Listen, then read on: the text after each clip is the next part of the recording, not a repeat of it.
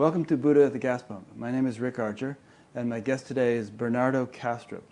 Bernardo has a Ph.D. in computer engineering and has worked as a scientist in some of the world's foremost research laboratories, including the European Organization for Nuclear Research, CERN, and the Philips Research Labs, where the Casimir Effect of quantum field theory was discovered.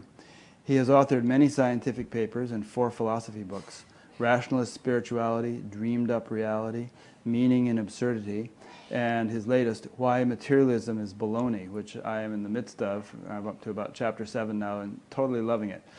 This latter book is a grand synthesis of his metaphysical views. Bernardo has also been an entrepreneur and founder of 2 high-tech businesses. Today, he holds a managerial position in the high-tech industry. In parallel, he maintains a philosophy blog, an audio-video podcast, and continues to develop his ideas about the nature of reality. Bernardo has lived and worked in 4 different countries across continents, and today I'm speaking to him in Holland. That's right. There's a little blurb that you also wrote about your book. I want to just read that. You say, this is about Materialism Is Baloney. This isn't a feel-good spiritual book, but a logical and rigorous exploration of reality. It looks past the cultural fog that for so long has obscured our view and negatively influenced our lives.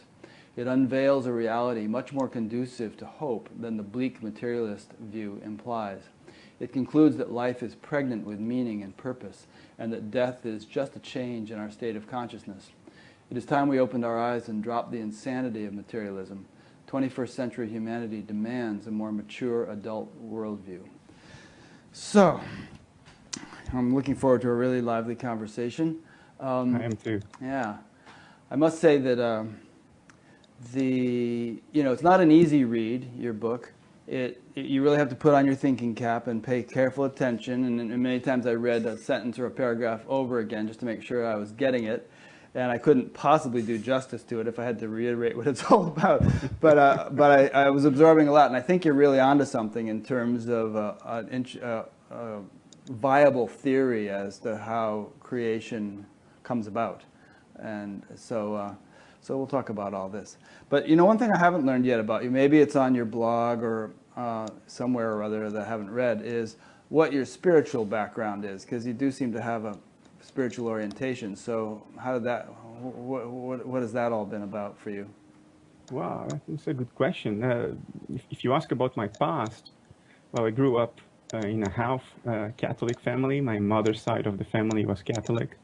My father was very much into the science thing, a rationalist. Mm-hmm. And that influenced me more than religion, than Catholicism. Mm-hmm. And I basically grew up in science. I went to university at 17, and science was the big thing for me. I had a dream from childhood to work at CERN, and that ended up being my very first job in life. And when you're there, for your first week there, your colleagues always point to you who the Nobel Prize winners are sitting on the canteen close to you. And it was a kind of church. Yeah. So yeah, if you ask me what is my spiritual background, it has been science. Mm-hmm. And at some point in my life, things began to change in terms of how I see the world.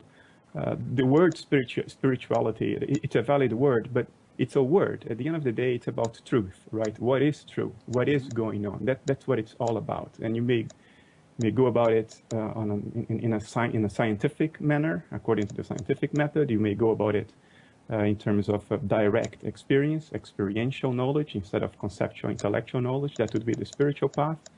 Or you may make a mix of it all and try to find the truth your own way. But to answer your question, Rick, I don't really have a spiritual background as such, although I am interested in spirituality. Yeah, I mean, I've seen you quoting Adyashanti, for instance. And have you ever had a spiritual teacher or done any actual spiritual practice, such as meditation or anything? Or have you just mainly been on the intellectual path? I mainly on the intellectual path. I have done meditation. Mm-hmm. I have, in my second book, in Dreamed Up Reality, I describe what I call experiments with altered states of consciousness, which come from meditation, visualization, other techniques. Mm-hmm. So I have done that, but never with a teacher. Okay. I never had a direct relationship with a spiritual teacher. my personality is such that I'm not sure that would work well for me. Yeah, it depends on the teacher, maybe. Some teachers are pretty mature and they aren't going to lay trips on you. Yeah, I'm open to that, yeah. Yeah. But, you know, it's worth mentioning that the intellectual path to God realization, if you want to call it God realization, is a recognized valid path in many traditions. In the East, in the Vedic tradition, it's called Jnana Yoga, and it's primarily a matter of really fine intellectual discernment about the nature of reality. And if you're so wired that you're capable of doing that, that can be the best and fastest and most legitimate path for you. So, you know, spirituality isn't necessarily all about, you know, sitting on a cushion with your eyes closed. It can be a matter of intellectual discernment and discrimination for some people. I hadn't heard about that form of yoga. You made me curious now. To be very honest with you, I write these books. I have these ideas. I feel very confident in these ideas. I think they are correct. Mm-hmm. They give me peace intellectually.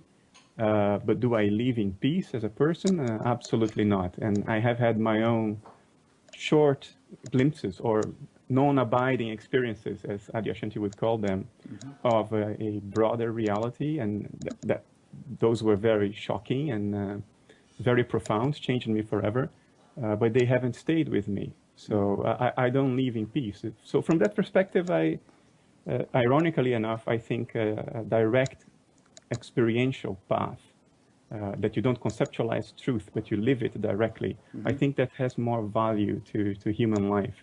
And then you might ask, why do I do what I do? That's because of a cultural question. I think there is value to that other path as well at a cultural level, because Mm-hmm. it opens the intellect.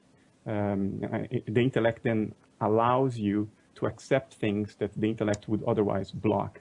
So it makes it easier to have a direct experience of truth if you can influence the culture in such a way that it's more conducive to a direct experience of truth. And that's what I try to do. But honestly, I don't think it replaces direct spiritual experience, so to say, or spiritual realization.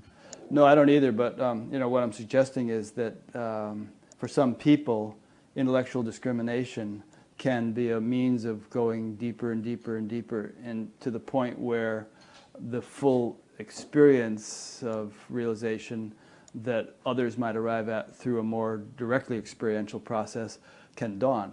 And you would end up, you know, you end up at the same place, but you've used the intellect as a vehicle instead of a mantra or devotion or, you know, some other way of going about it. Oh, that's interesting to know. There's hope for me then. I'm not lost. I think you're doing okay. I mean, as I was reading the book, I just kept thinking, wow, I mean, to be able to write such a book, one must have an incredibly clear mind, you know, and a very subtle and nuanced way of understanding things. And I think those, you know, clarity and subtlety and fine discrimination are actually criteria of perhaps even prerequisites to spiritual realization. So I think you're doing all right, buddy. I just hope so. Yeah. And I just wanted to comment on something we were talking about a minute ago with regard to science and spirituality. And, you know, said, well, my path has mainly been science.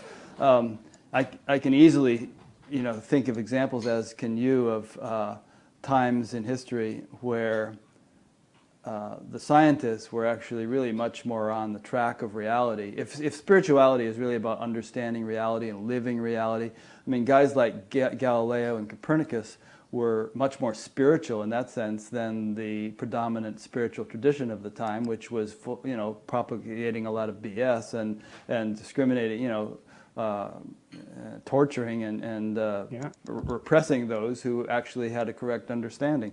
So just because something seems spiritual on the surface, you know, or is overtly kind of explicitly spiritual, doesn't mean it's actually closer to the truth than something which is, you know, more scientific.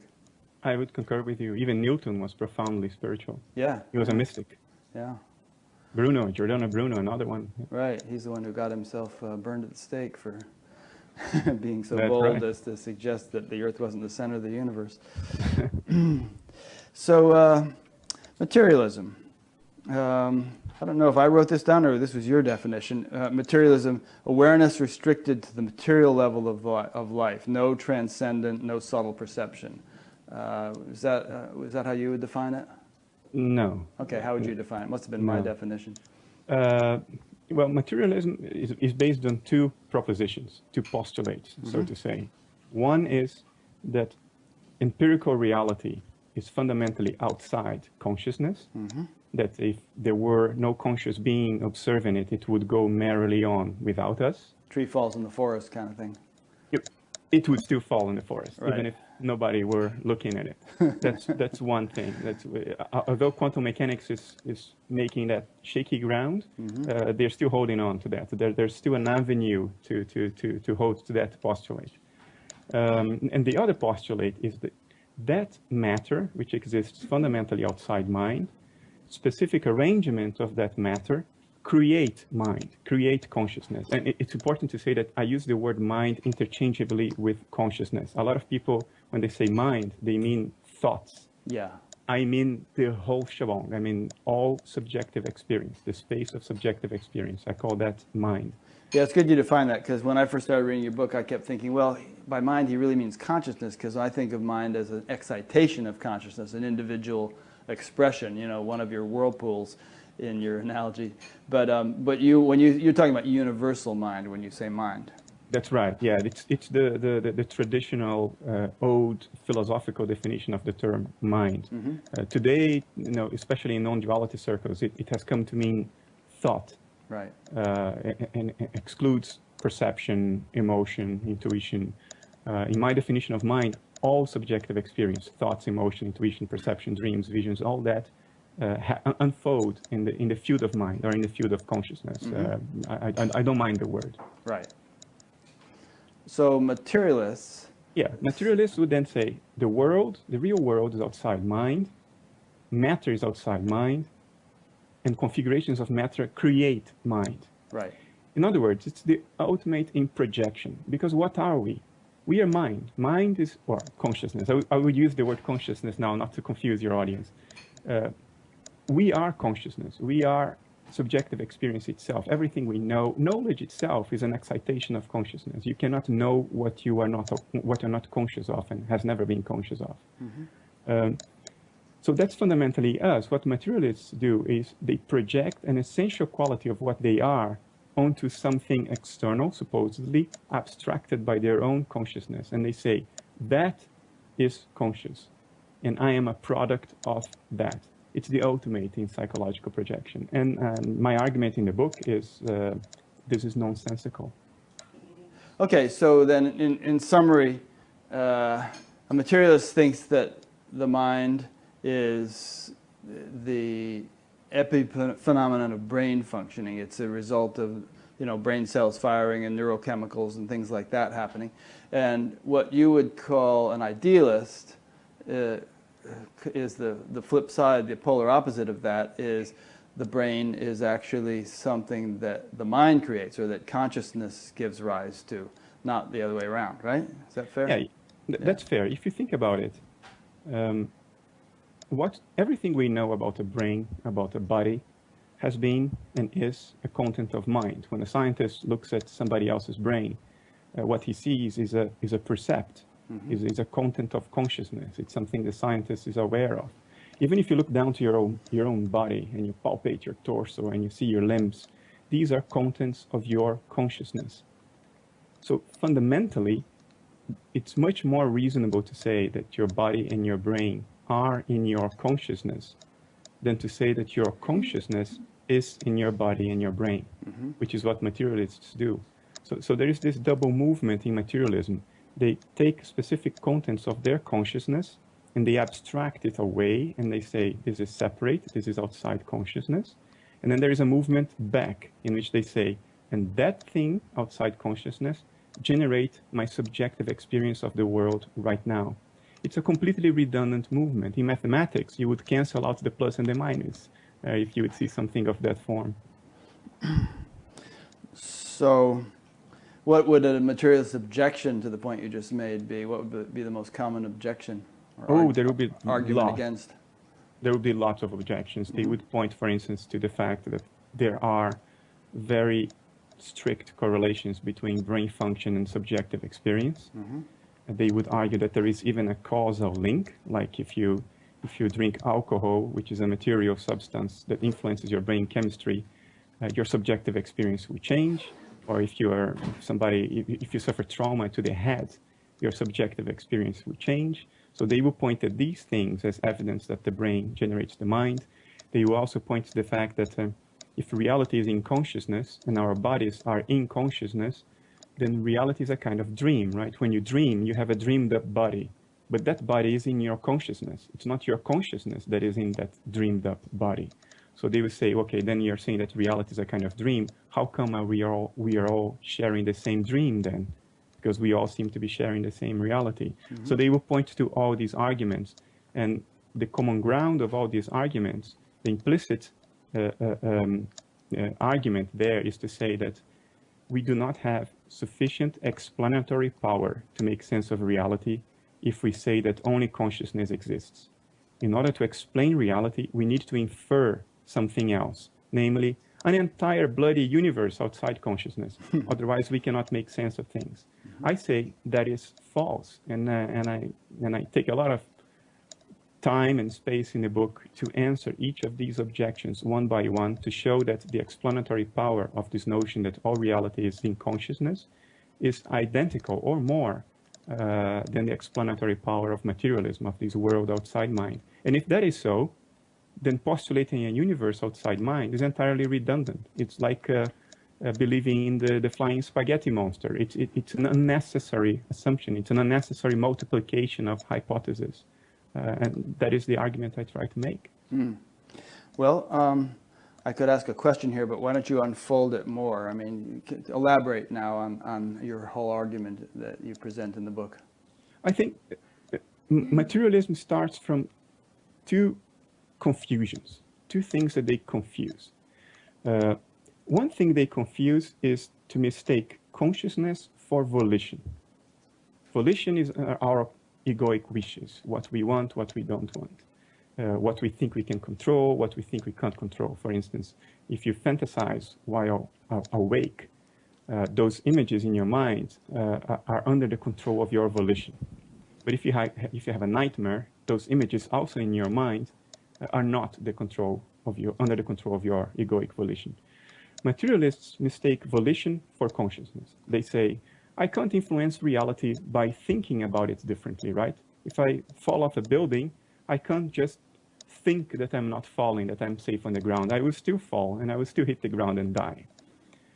What the point this makes is that reality at large is not under the control of volition. It doesn't say that reality is not in within consciousness. The other mistake they make is... Let's just pause on that one for a second. So I think that their assumption there is that if reality were a manifestation of consciousness, that we should be able to jump off the building and just fly, or not fall or something like that. But they're presuming that they're kind of presuming that reality is a manifestation of individual consciousness, and which has its limitations by definition. And what you're saying is that reality is a manifestation of universal consciousness.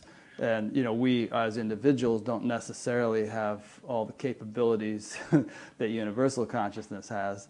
And it has its laws and its way of functioning that are inherent within it, which we as individuals have to abide by. That's one way to look at it, but we can even bring it even closer to home, closer to ourselves. A schizophrenic has hallucinations that are private to him. They are not collective. Nobody's sharing those hallucinations. Yet they are certainly not under the control of his volition.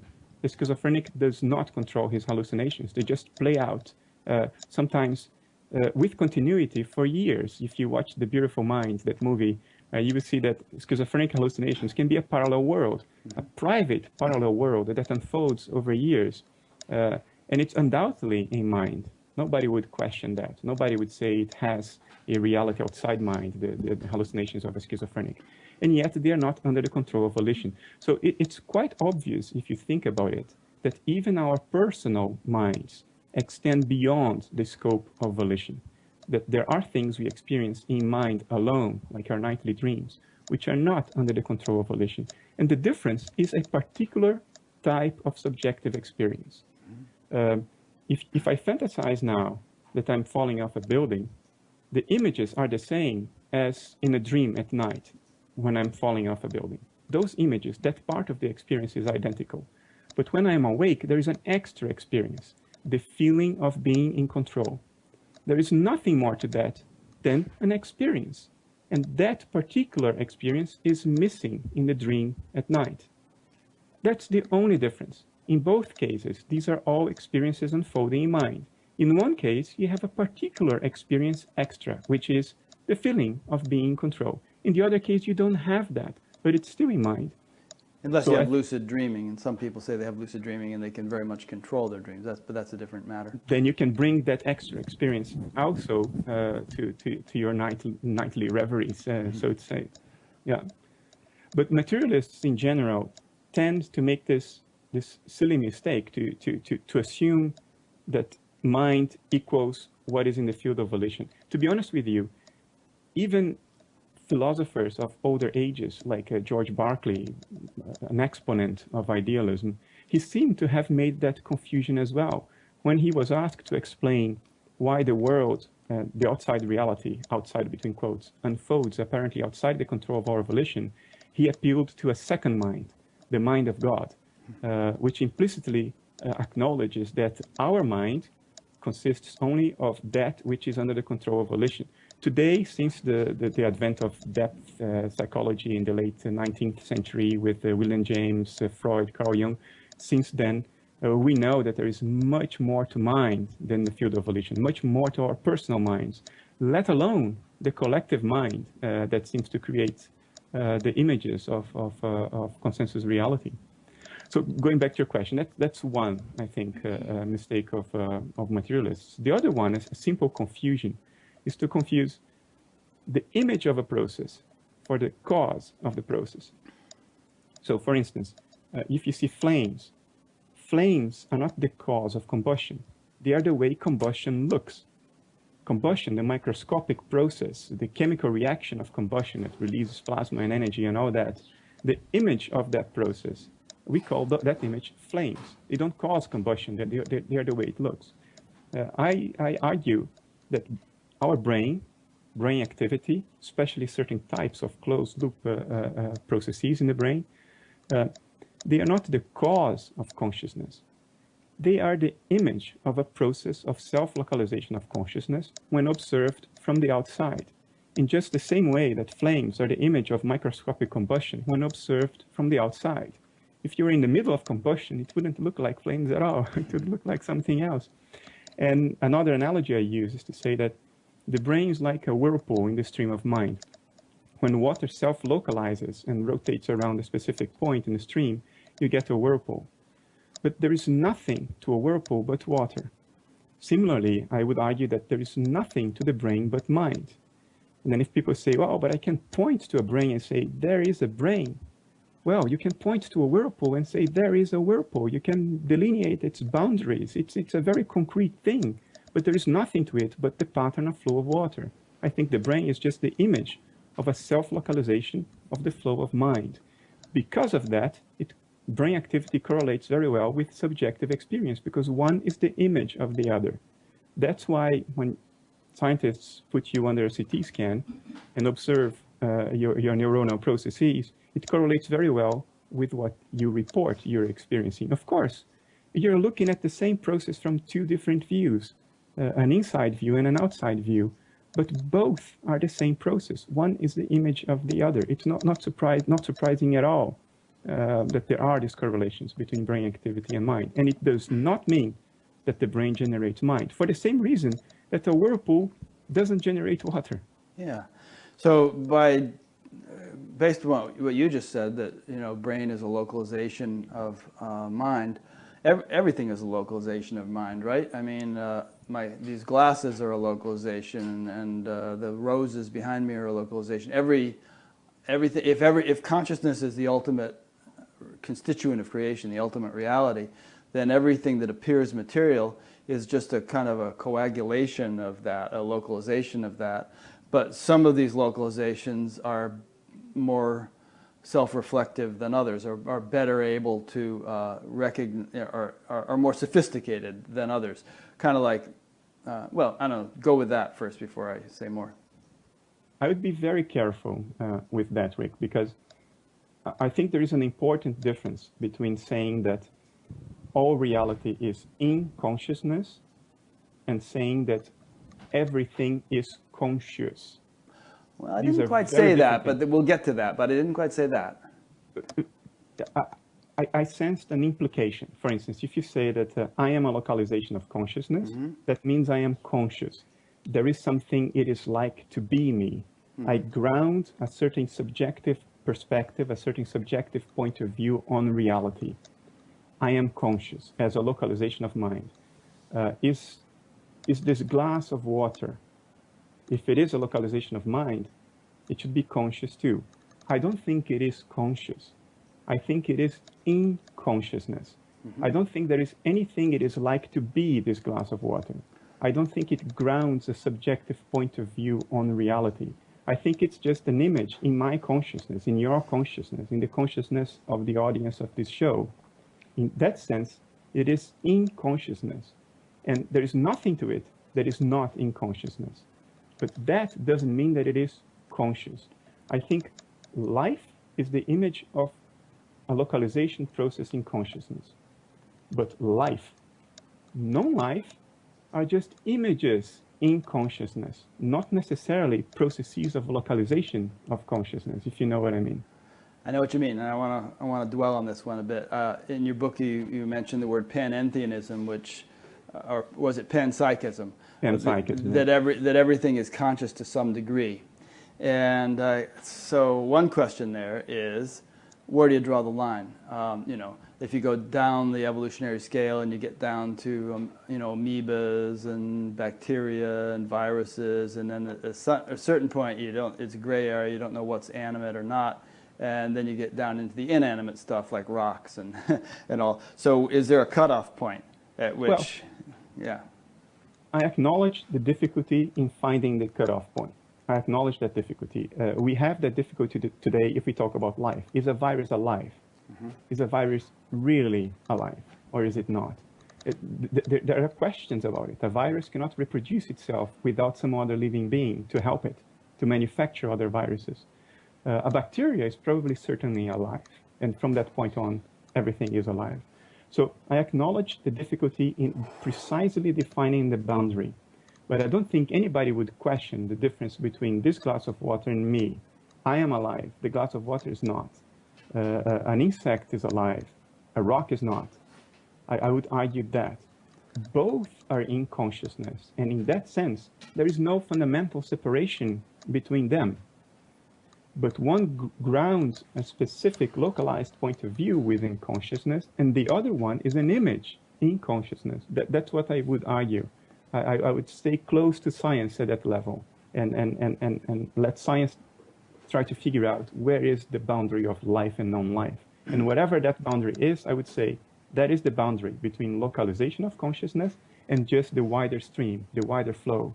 On one side of that boundary, you have whirlpools. On the other side, it's the broader stream. Okay, I think I have 2 points here.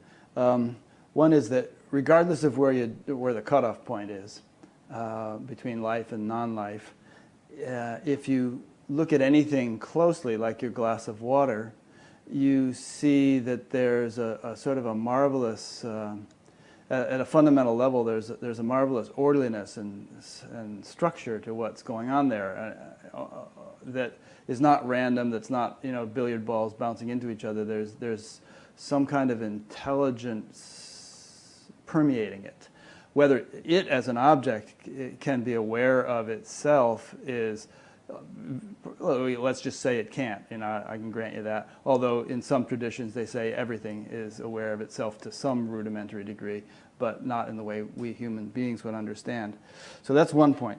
Another point is that you say this thing is in consciousness, but that's a very dualistic way of speaking. The glass of water is in consciousness. So then you have the glass of water, and it's in consciousness, kind of like an ice cube is in water, and that's a good metaphor, because if consciousness is the ultimate reality, the ultimate constituent of everything, then it's not quite correct to say the glass of water is in consciousness. The glass of water is consciousness. That doesn't mean it's conscious, but it's consciousness, interacting within itself, taking the form, the apparent form of a glass of water. So you made 2 points. Let me see if I can remember the first one. The first one was regarding the cutoff point, yeah. No, the first one was, you said there are all these beautiful patterns in nature. Intelligent. They seem to express, to manifest a certain intelligence. Yeah, orderliness. Yeah.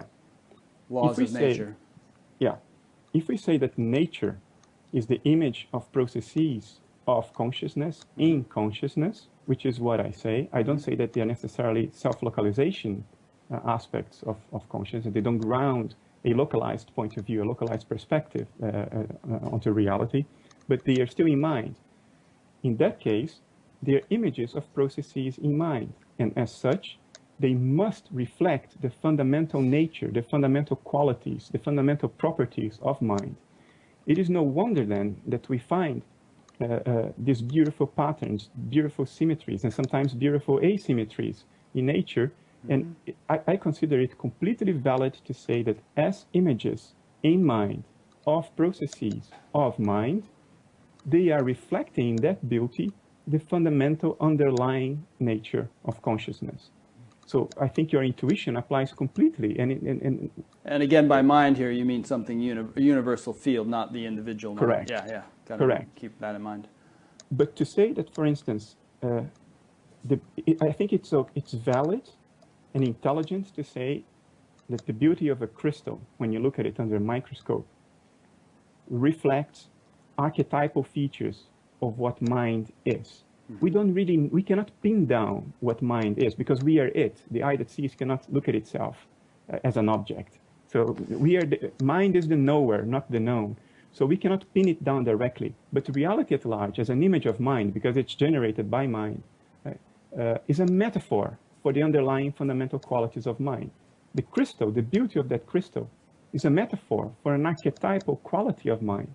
And I think, in fact, I think the meaning of life is to observe nature with those eyes, to observe nature as if it were a dream, and ask yourself, what does this mean? It's an expression of something very subtle that underlies all this, and which we cannot see directly. We can only see the metaphor that it produces. Truth manifests itself through the fictions it creates, the fiction of reality. And in that sense, the fiction conveys truth indirectly, as a poem conveys truth through metaphors and analogies.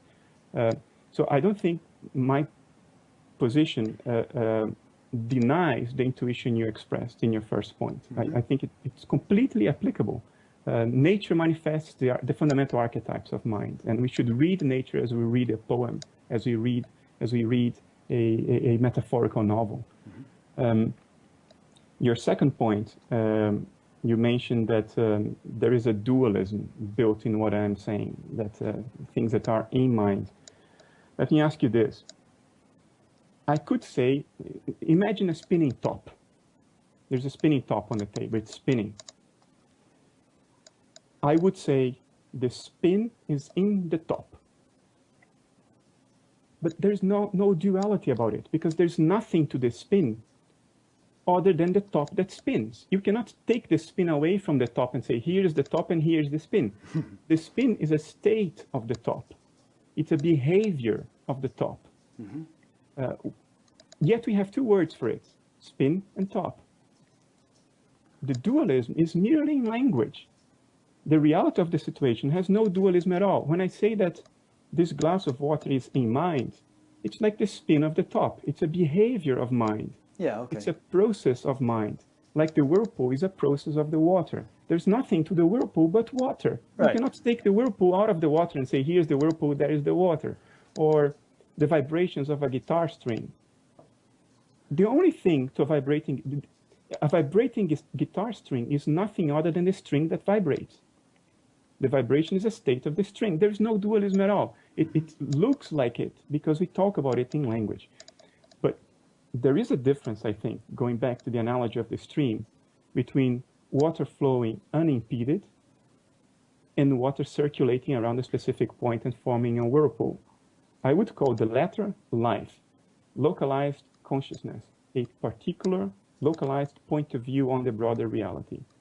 The rest, I would describe it as in mind, but it's not dual for the same reason that the spin is in the top, that the vibration is in the guitar string, or that the whirlpool is in the water.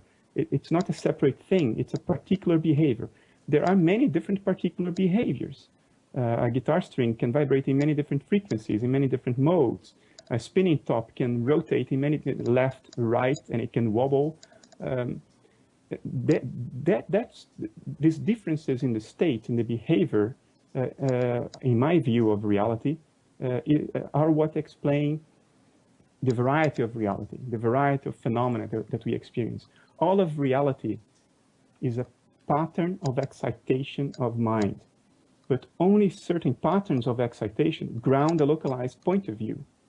The rest is just a behavior of the broader mind. That's how I see that. I don't know if I'm making myself clear. I think I understand. So the glass of water is just a localized excitation of mind, and I am also a localized excitation of mind, but the difference between us is that, you know, I am such a more sophisticated localization in terms of all the complexity of my nervous system and brain that I can have this conversation with you, which the glass of water can't. The glass of water, you know, looking microscopically at the glass of water or at my body, both exhibit all kinds of marvelous stuff going on a molecular and atomic level, but there's just not enough sophistication in the instrument of the glass of water, in the material of the glass of water, to be cognizant in any way. Kind of like radios, you know, I mean, you have a rock, and radio waves are passing through the rock. The electromagnetic field permeates the rock,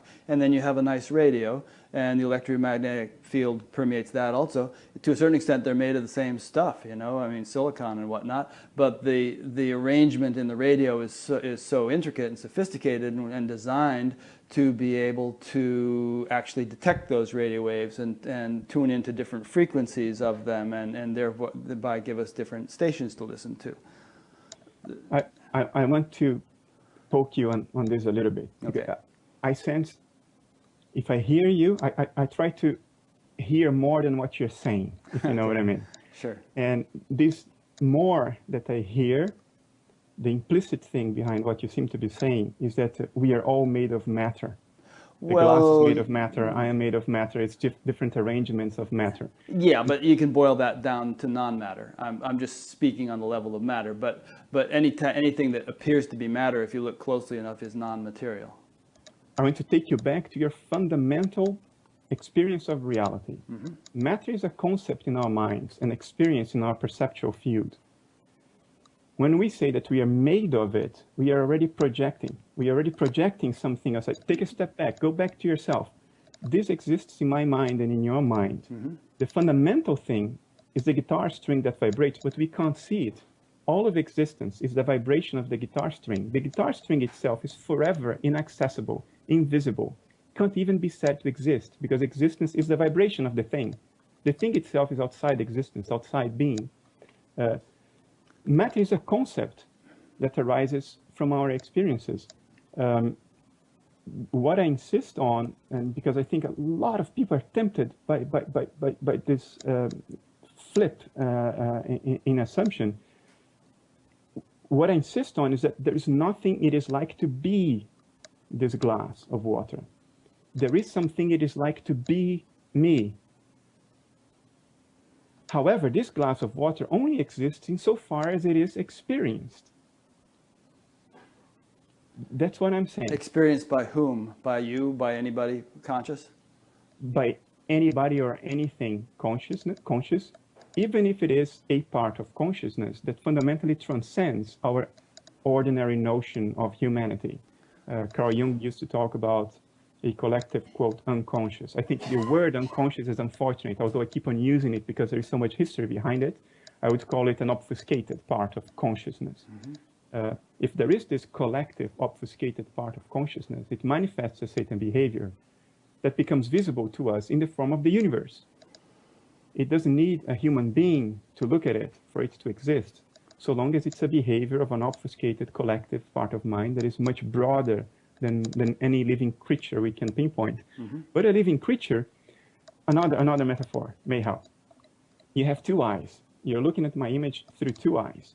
You can close any one of them and you would still see an image. These images would be slightly different, which you can see if you put a finger right in front of your head and you close one eye and another, you see that the images are very different. If what you're looking at is very far away, they look like the same image, but they are not. There are two images. Now, your experience of the two is unified. You only see this three-dimensional world around you. Imagine that a psychological phenomenon that is well known. It's called split-off complex, a split-off complex of your mind. Imagine that you could split your mind in two. So one split-off complex would experience one eye, the other split-off complex would experience your other eye. These would be the localization processes of consciousness. Each one of them would ground an individual localized point of view on reality.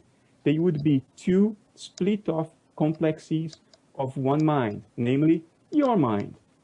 If you can imagine your mind splitting into two, so you identify only with one eye on the one hand and another complex identifies only with the other eye, then you know what life is. Life are split-off complexes of the one bloody mind underlying all nature, which is the most parsimonious explanation possible for reality. Life are split-off complexes. Not everything is a split-off complex. If one eye is a split-off complex, you're still watching the world around you. You're still watching this glass of water, and this glass of water is not necessarily a split-off complex. Do you understand what I mean? I think so. Let's keep chewing on it. In your book, you use the word filters at a certain point in one of the chapters, and how we're all filters which filter out most of what's actually going on in order to make living possible. If we didn't have such filtration, we would be so overwhelmed, unless we were designed to be omniscient and be able to handle it, we'd be so overwhelmed that we wouldn't be able to function. And different filters work in different ways. A dog has much less obfuscation in the sense of smell and hearing, and a bat, and so on. So how about if everything is a filter, not just living things, but the glass of water is so effectively filters out conscious experience that conscious experience is nil, and yet the glass of water is a fluctuation in the membrane of consciousness, as you put it, just as much as a human nervous system is, just a much less refined or complex fluctuation. And incidentally, before when I was talking about instruments and that, talking about materiality as if it had some kind of reality to it, I'm making a concession with relative world in order to talk that way. We do that all the time. We even if we understand or even experience that everything is ultimately consciousness, we have to give each level of apparent reality its due in order to function in the world.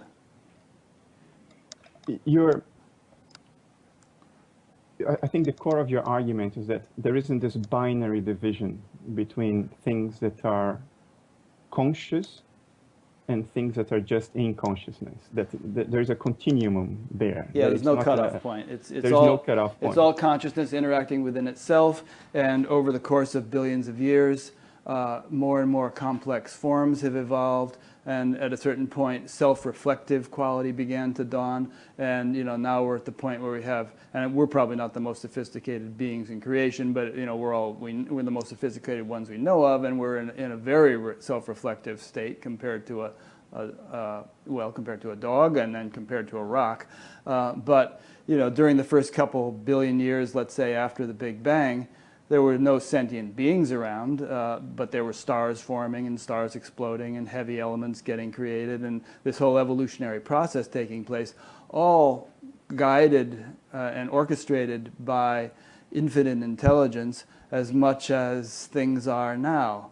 All with this sort of evolutionary direction to it, in the direction of more and more sophisticated forms, Yeah. which could eventually enable the universe to know itself, or to enable that consciousness to become a living reality, a living, breathing, eating, pooping reality, rather than just a sort of a, an unmanifest field. Yeah. I will acknowledge that, and it's the first time I will acknowledge this in any place, in any presentation, in any media, in any Holy interview. mackerel. I will acknowledge that when you think deeply and rigorously about it,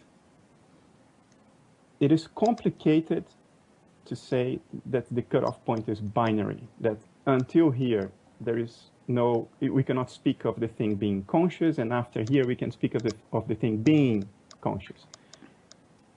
It is tricky. The reason I don't go there is that I think in most situations, in most thoughts, feelings, in most perspectives of reality, we can speak of it as if it were a binary cutoff point. And I think it is beneficial to think of it this way. Otherwise we go crazy. Otherwise we go saying, my chair is conscious. Well, is each leg of my chair conscious? Because then there are 4 conscious beings there, plus the top 5. But every permutation and combination of leg with leg and top is also conscious. So you have an explosion of conscious beings, each one with a particular point of view, each one with something it is like to be it. No, you're attributing too much sentience to chair legs and things like that. We can say the chair is consciousness in its essence, but that doesn't mean that the chair as a whirlpool in consciousness, as a excitation of consciousness, has enough sophistication as an instrument to be self-reflective, to be conscious in any meaningful sense. But these are two different things.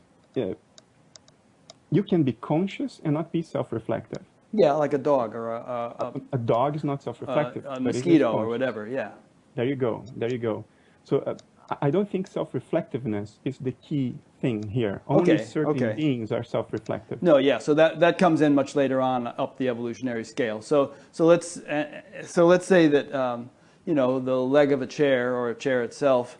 Here's the basic idea that even many physicists, and you're a physicist, of course, are keen on the idea that there must be some one fundamental ultimate reality, unified field or whatever you call it. And because the more they boil it down, the more simple it gets, the less diversity there is. And you get down to a certain handful of force and matter fields, and everything else is an excitation or a desynchronization of those, an elaboration of those. And you go deeper still, and some of those force and matter fields begin to unite.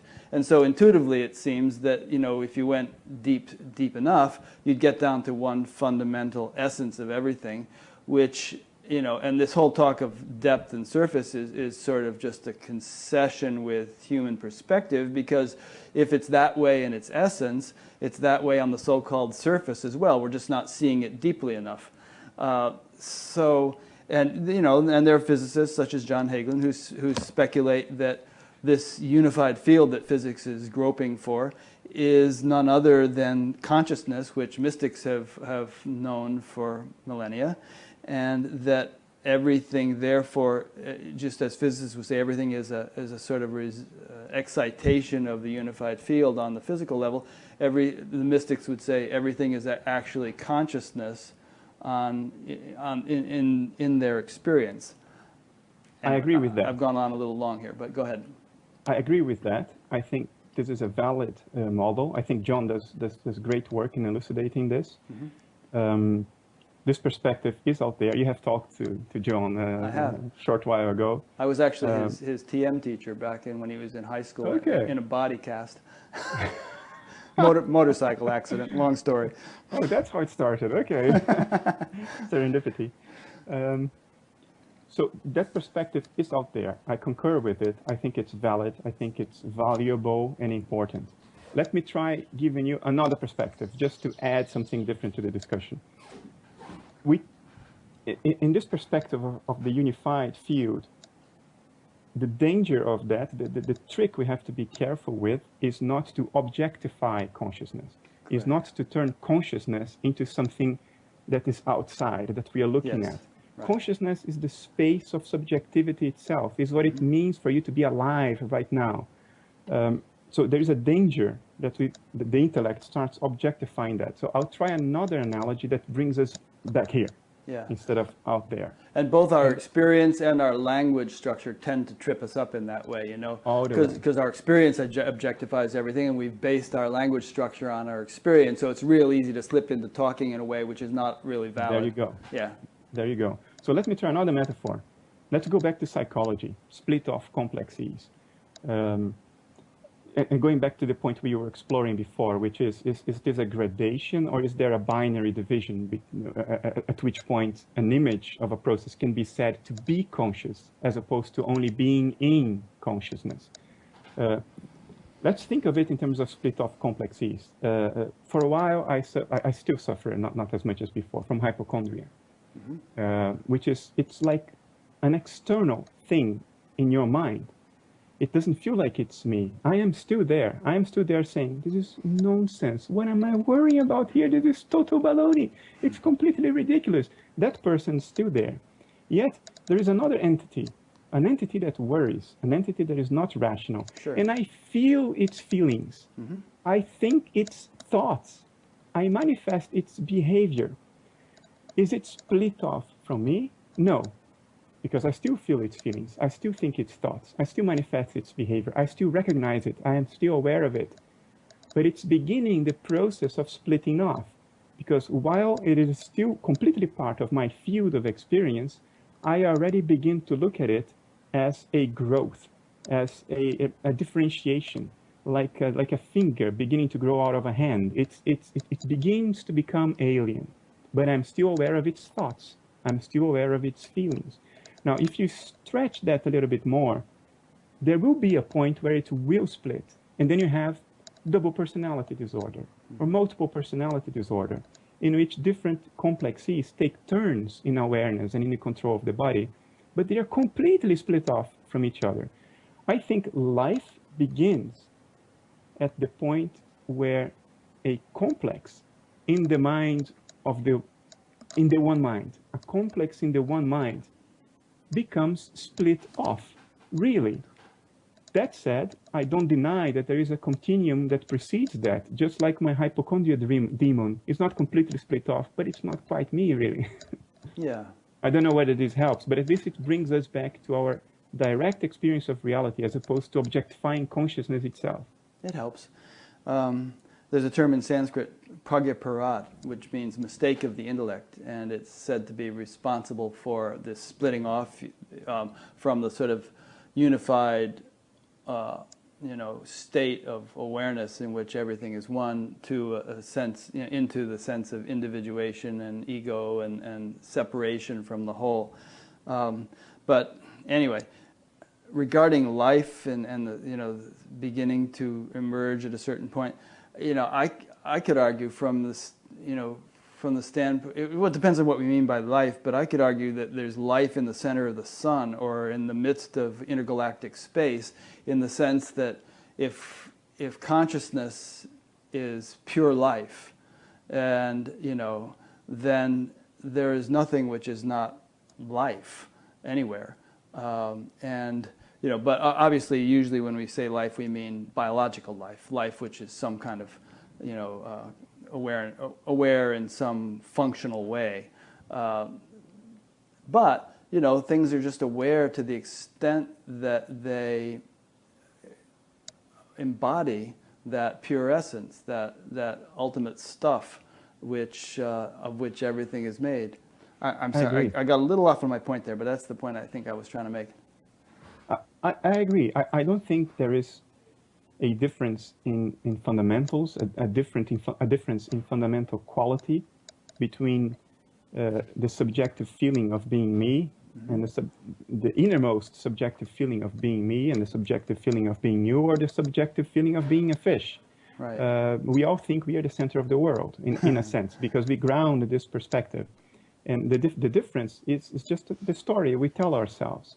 There the differences come. But if you eliminate all stories, that fundamental awareness, that fundamental subjectivity, I think is the same. Yeah, So, and when you use the word feeling, it may feel different for you and for me and for the fish, but because feeling has to do with some kind of cognition of some kind, or some sort of registering of an impression or a sensation. But what I think you really mean to say is that ultimately your consciousness, my consciousness, the consciousness of the fish is the same consciousness. There's a line from the incredible string band, "Light that is one, though the lamps be many." So, or you could take the example of electricity. It's the same electrical field, but here it's a light bulb, there it's a computer screen, there it's a television, in terms of the way that electricity is sort of reflected or channeled.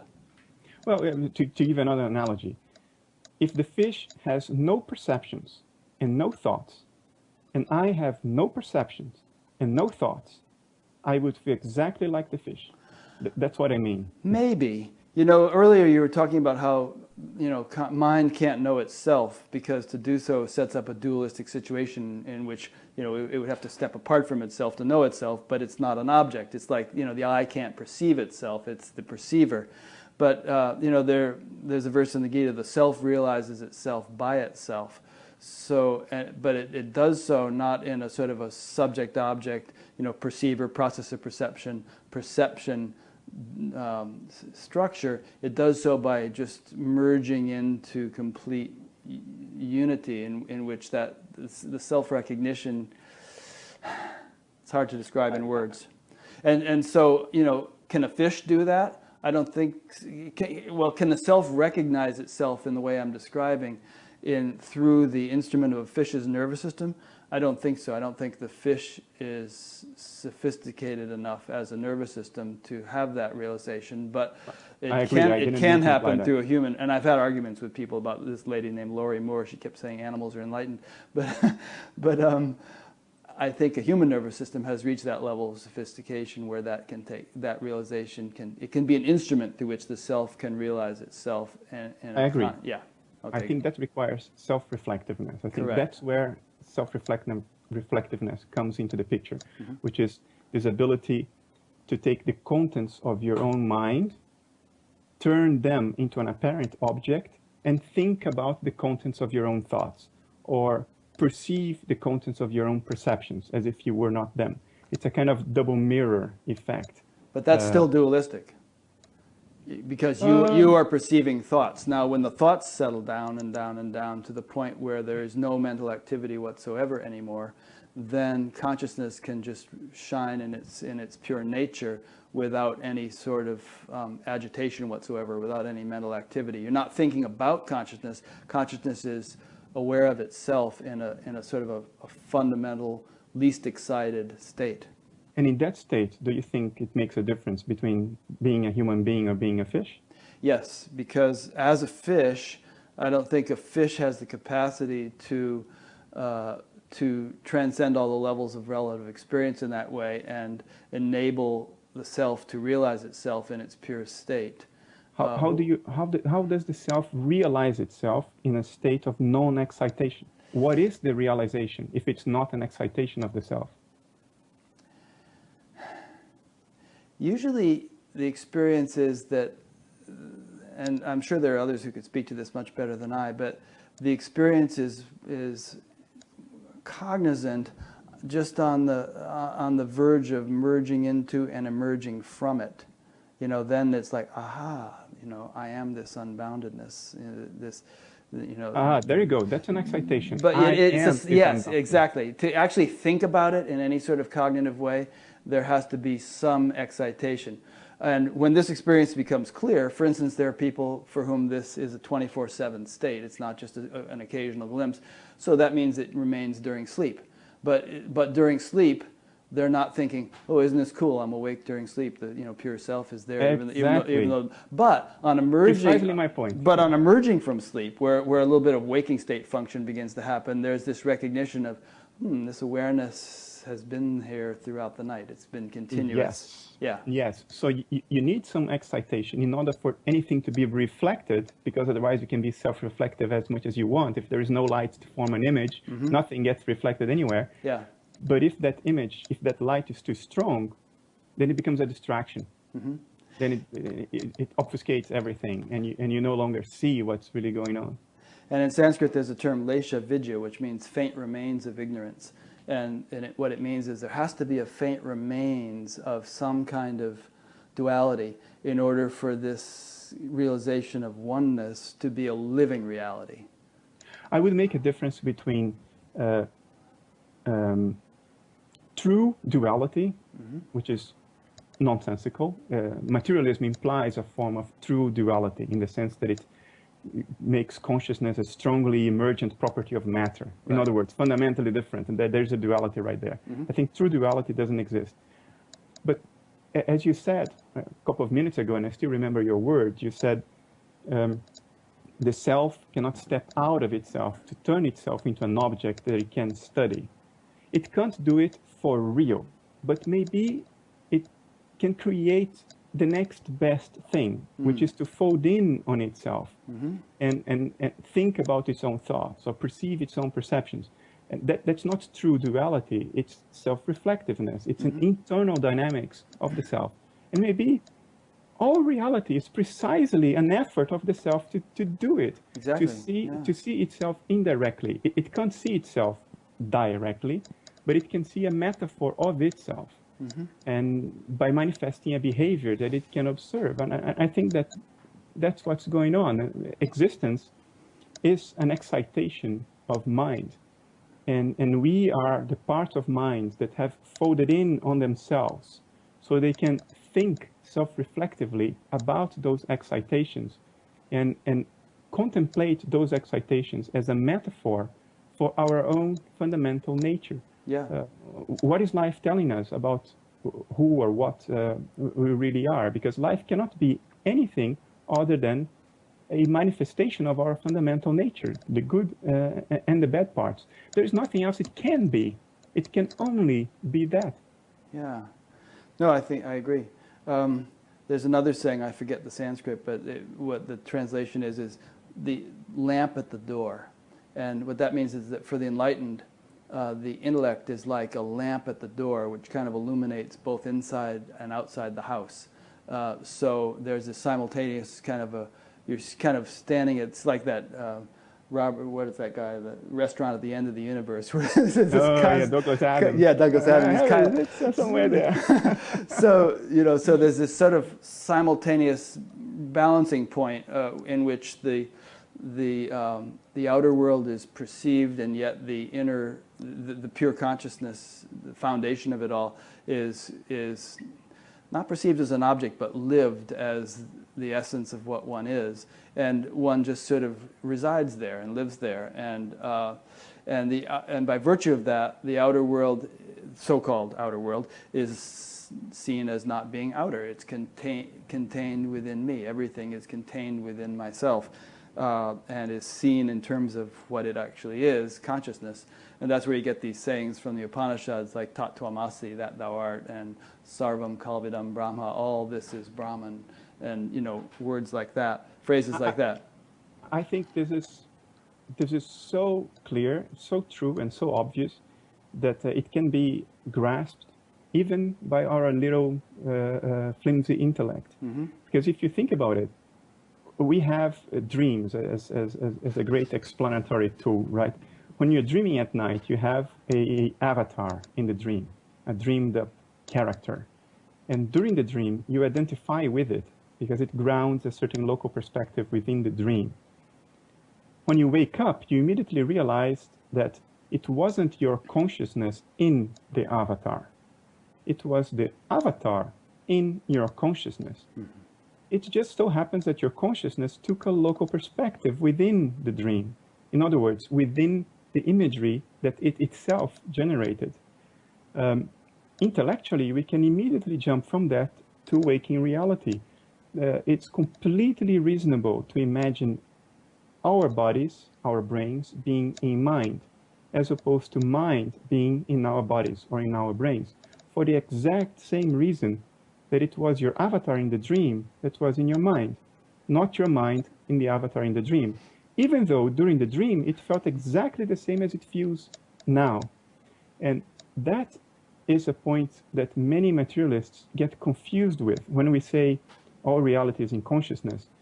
They beg the question of materialism all over the place. They go like, yeah, but how could we all be sharing the same dream? Well, wait a moment. If all reality is in consciousness, it is our bodies that are in consciousness, not consciousness in our bodies.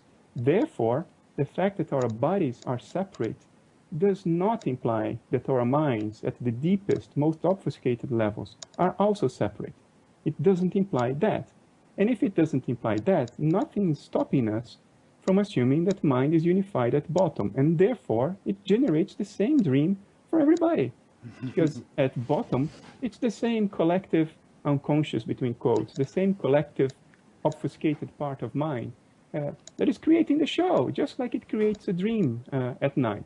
The difference being that instead of taking the perspective of only one avatar in the dream, like we take in our personal dreams, that one mind is taking many perspectives within that one dream as split off complexes of itself. And that's where the fun starts.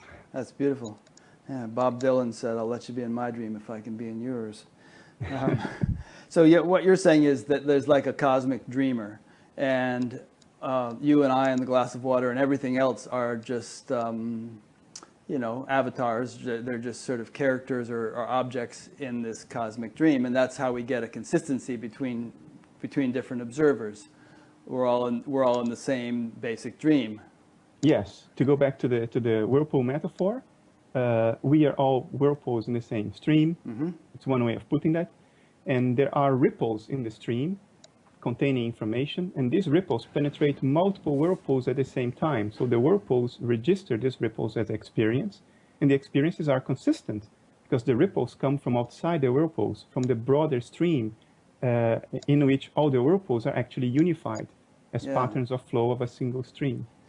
Yeah, you drive some interesting conclusions from this in your book about the unconscious and about being able to know things that we couldn't ordinarily know, or you know, we don't ordinarily know.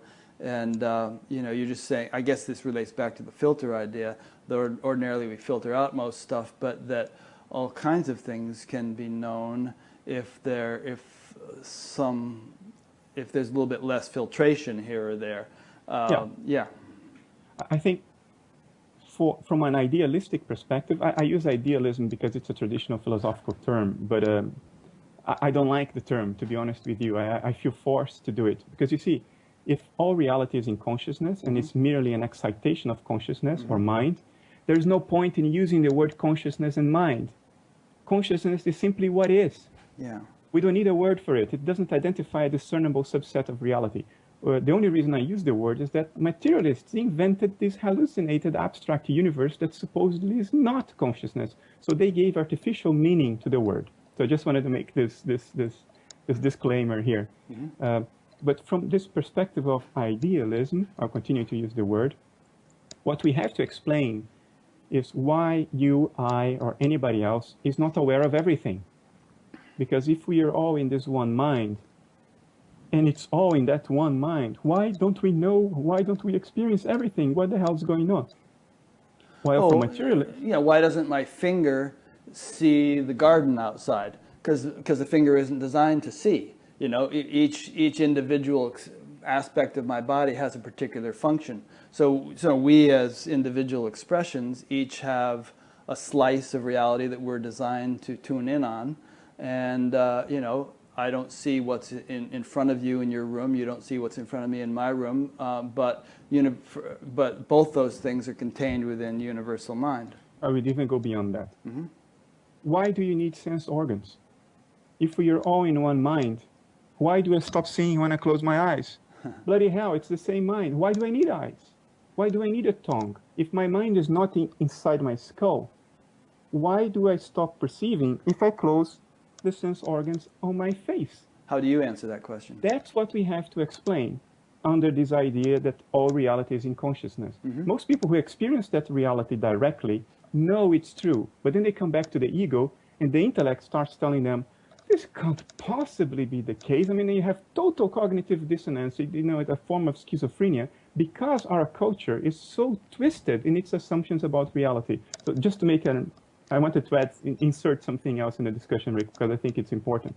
That's the reason I write these books, to try to influence the culture in such a way as to reduce the cognitive dissonance between our models of reality in the culture that we absorb from education, from other people, from the general cultural milieu, so to say, and the direct experience of the truth, which is it's all one big dream in one mind. These two things shouldn't be so dissonant. And the only way to resolve that is not to change the truth, because the truth is what it is. It's to change how the culture models our worldview, our view of reality, so one becomes more conducive to the other. That's why I write these books, not because I think what I do is in any way more valid or more important than the direct experience of truth. It isn't. If it were, I wouldn't be a hypochondriac. I wouldn't be suffering. I suffer every day. And it's essential for my creativity, by the way, I've noticed that. But how do we then answer the question? If it is all in one mind, why do we need sense organs? Why don't we have total clairvoyance of everything that's going on across time, space, and beyond, right? That's what we have to explain. I see two ways, two necessary steps to explain that. One is already built into the metaphor of the whirlpool.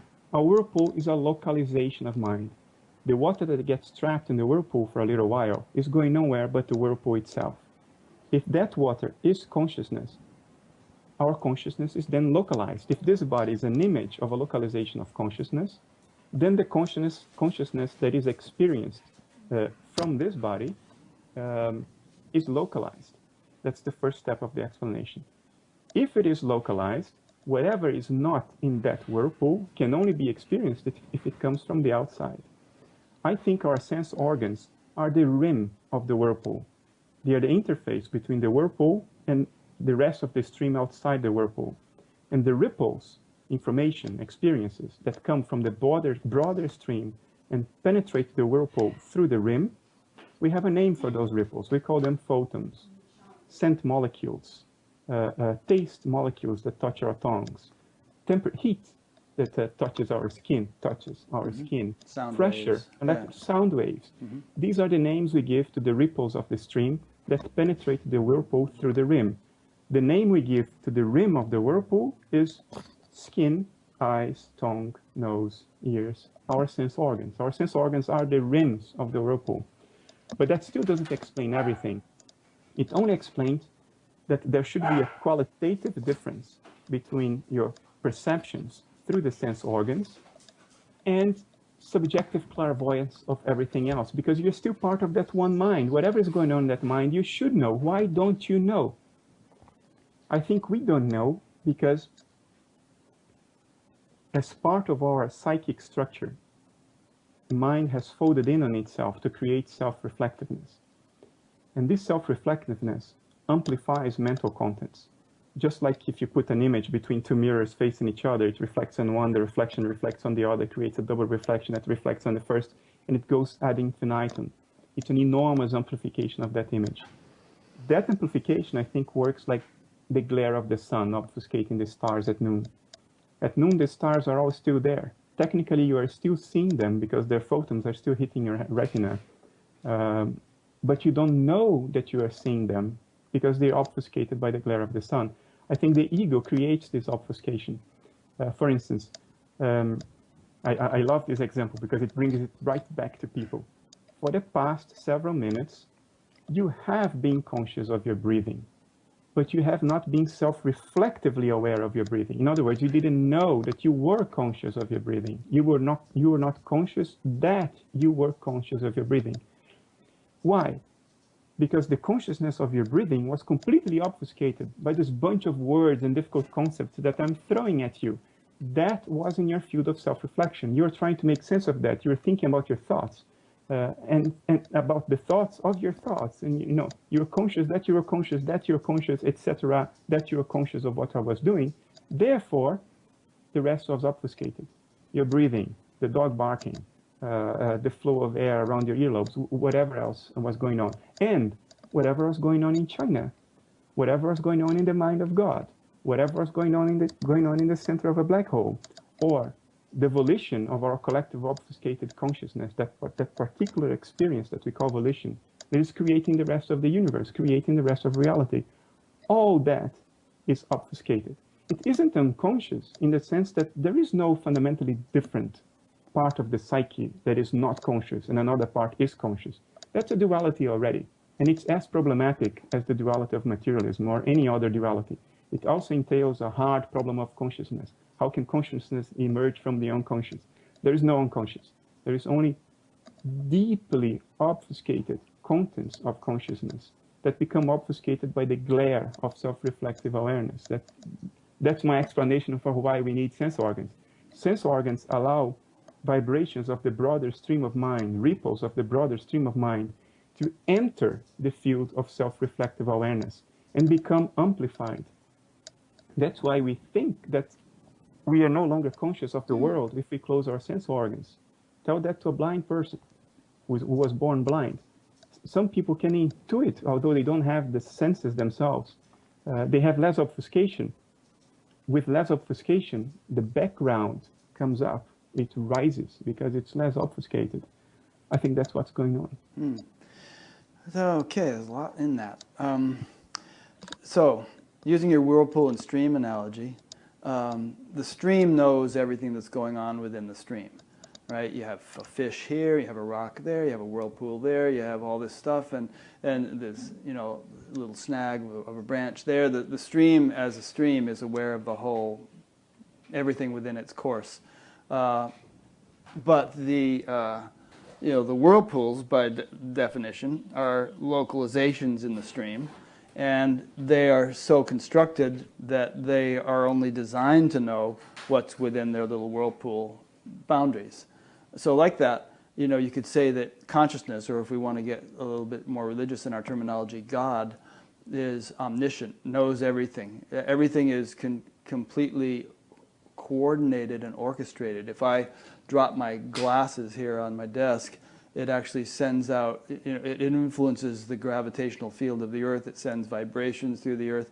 There's nothing, even though it's infinitesimal, the influence, there's nothing in creation that is not sort of infinitely correlated in some way with everything else in creation, and all that is contained within that totality of intelligence that we call consciousness, or that we might call God. But, you know, there's been an individuation, obviously, an apparent one, in terms of what we call the manifest creation. And by design, each individual expression is not meant to have that omniscience that the totality has. If it did, there'd be no point in creation to begin with, and it wouldn't be able to function either. You know, if you knew the thoughts of everybody in the world, if you could hear them in your head, it would be awfully hard to discern your own thoughts and you know, carry on. So I think I'll go along with your terminology. Mm-hmm. Yes, I think since reality is only experience, and there is nothing to reality that is not experience, then yes, God experiences everything. God knows everything. But I don't think that God, in the sense of the broader mind, knows that it knows. To know that you know is self-reflectiveness. And the image of self-reflectiveness, as far as we can discern today, is the human body, the human psyche. If it's not correlated with the human body, it's not self-reflective, as far as we know. Maybe this is wrong, but as far as we know today, that's the case. I think that is what human beings add to the broader mind, to God, if you will. It's self-reflection. It's to know that you know. And not only that, it's to know that you know, that you know, that you know, ad infinitum. So yes, God, I think, is omniscient, but not self-reflectively so. It knows everything, but it doesn't know that it knows. That is our job. That's our role in the field of existence. And if you think about it, in practical terms, there isn't that much of a difference between knowing but not knowing that you know, and not knowing at all. Think about it. Whatever you know, but right now you don't know that you know it, is there much of a difference between that and things that you really don't know, like what happens inside a black hole? Yeah. So I think our role is enormous. It's crucial. I don't think this is a cosmic mistake. I don't think reality and our incarnated form, to use religious terminology, is meaningless or useless. Not at all. On the contrary, I think we are the means through which the universe not only knows, but knows that it knows and thinks about it self-reflectively. That's the only way you can interpret the metaphor. You can interpret the poem of existence. Otherwise, you're just immersed in it, like in the stream of instinct. You're just carried away with it, like a rag doll in a tsunami. You can't make sense of it. You can't stick your head out of the flow and say, hey, what's going on here? And ask yourself the important questions. I don't think God can ask itself or herself, let me not be, not discriminate here. I don't think God can ask herself the important questions. It is not self-reflectively aware enough to even formulate the question. In the same way, the fish doesn't ask, what is water? The fish is immersed in it. It's not asking the questions. We are asking the questions.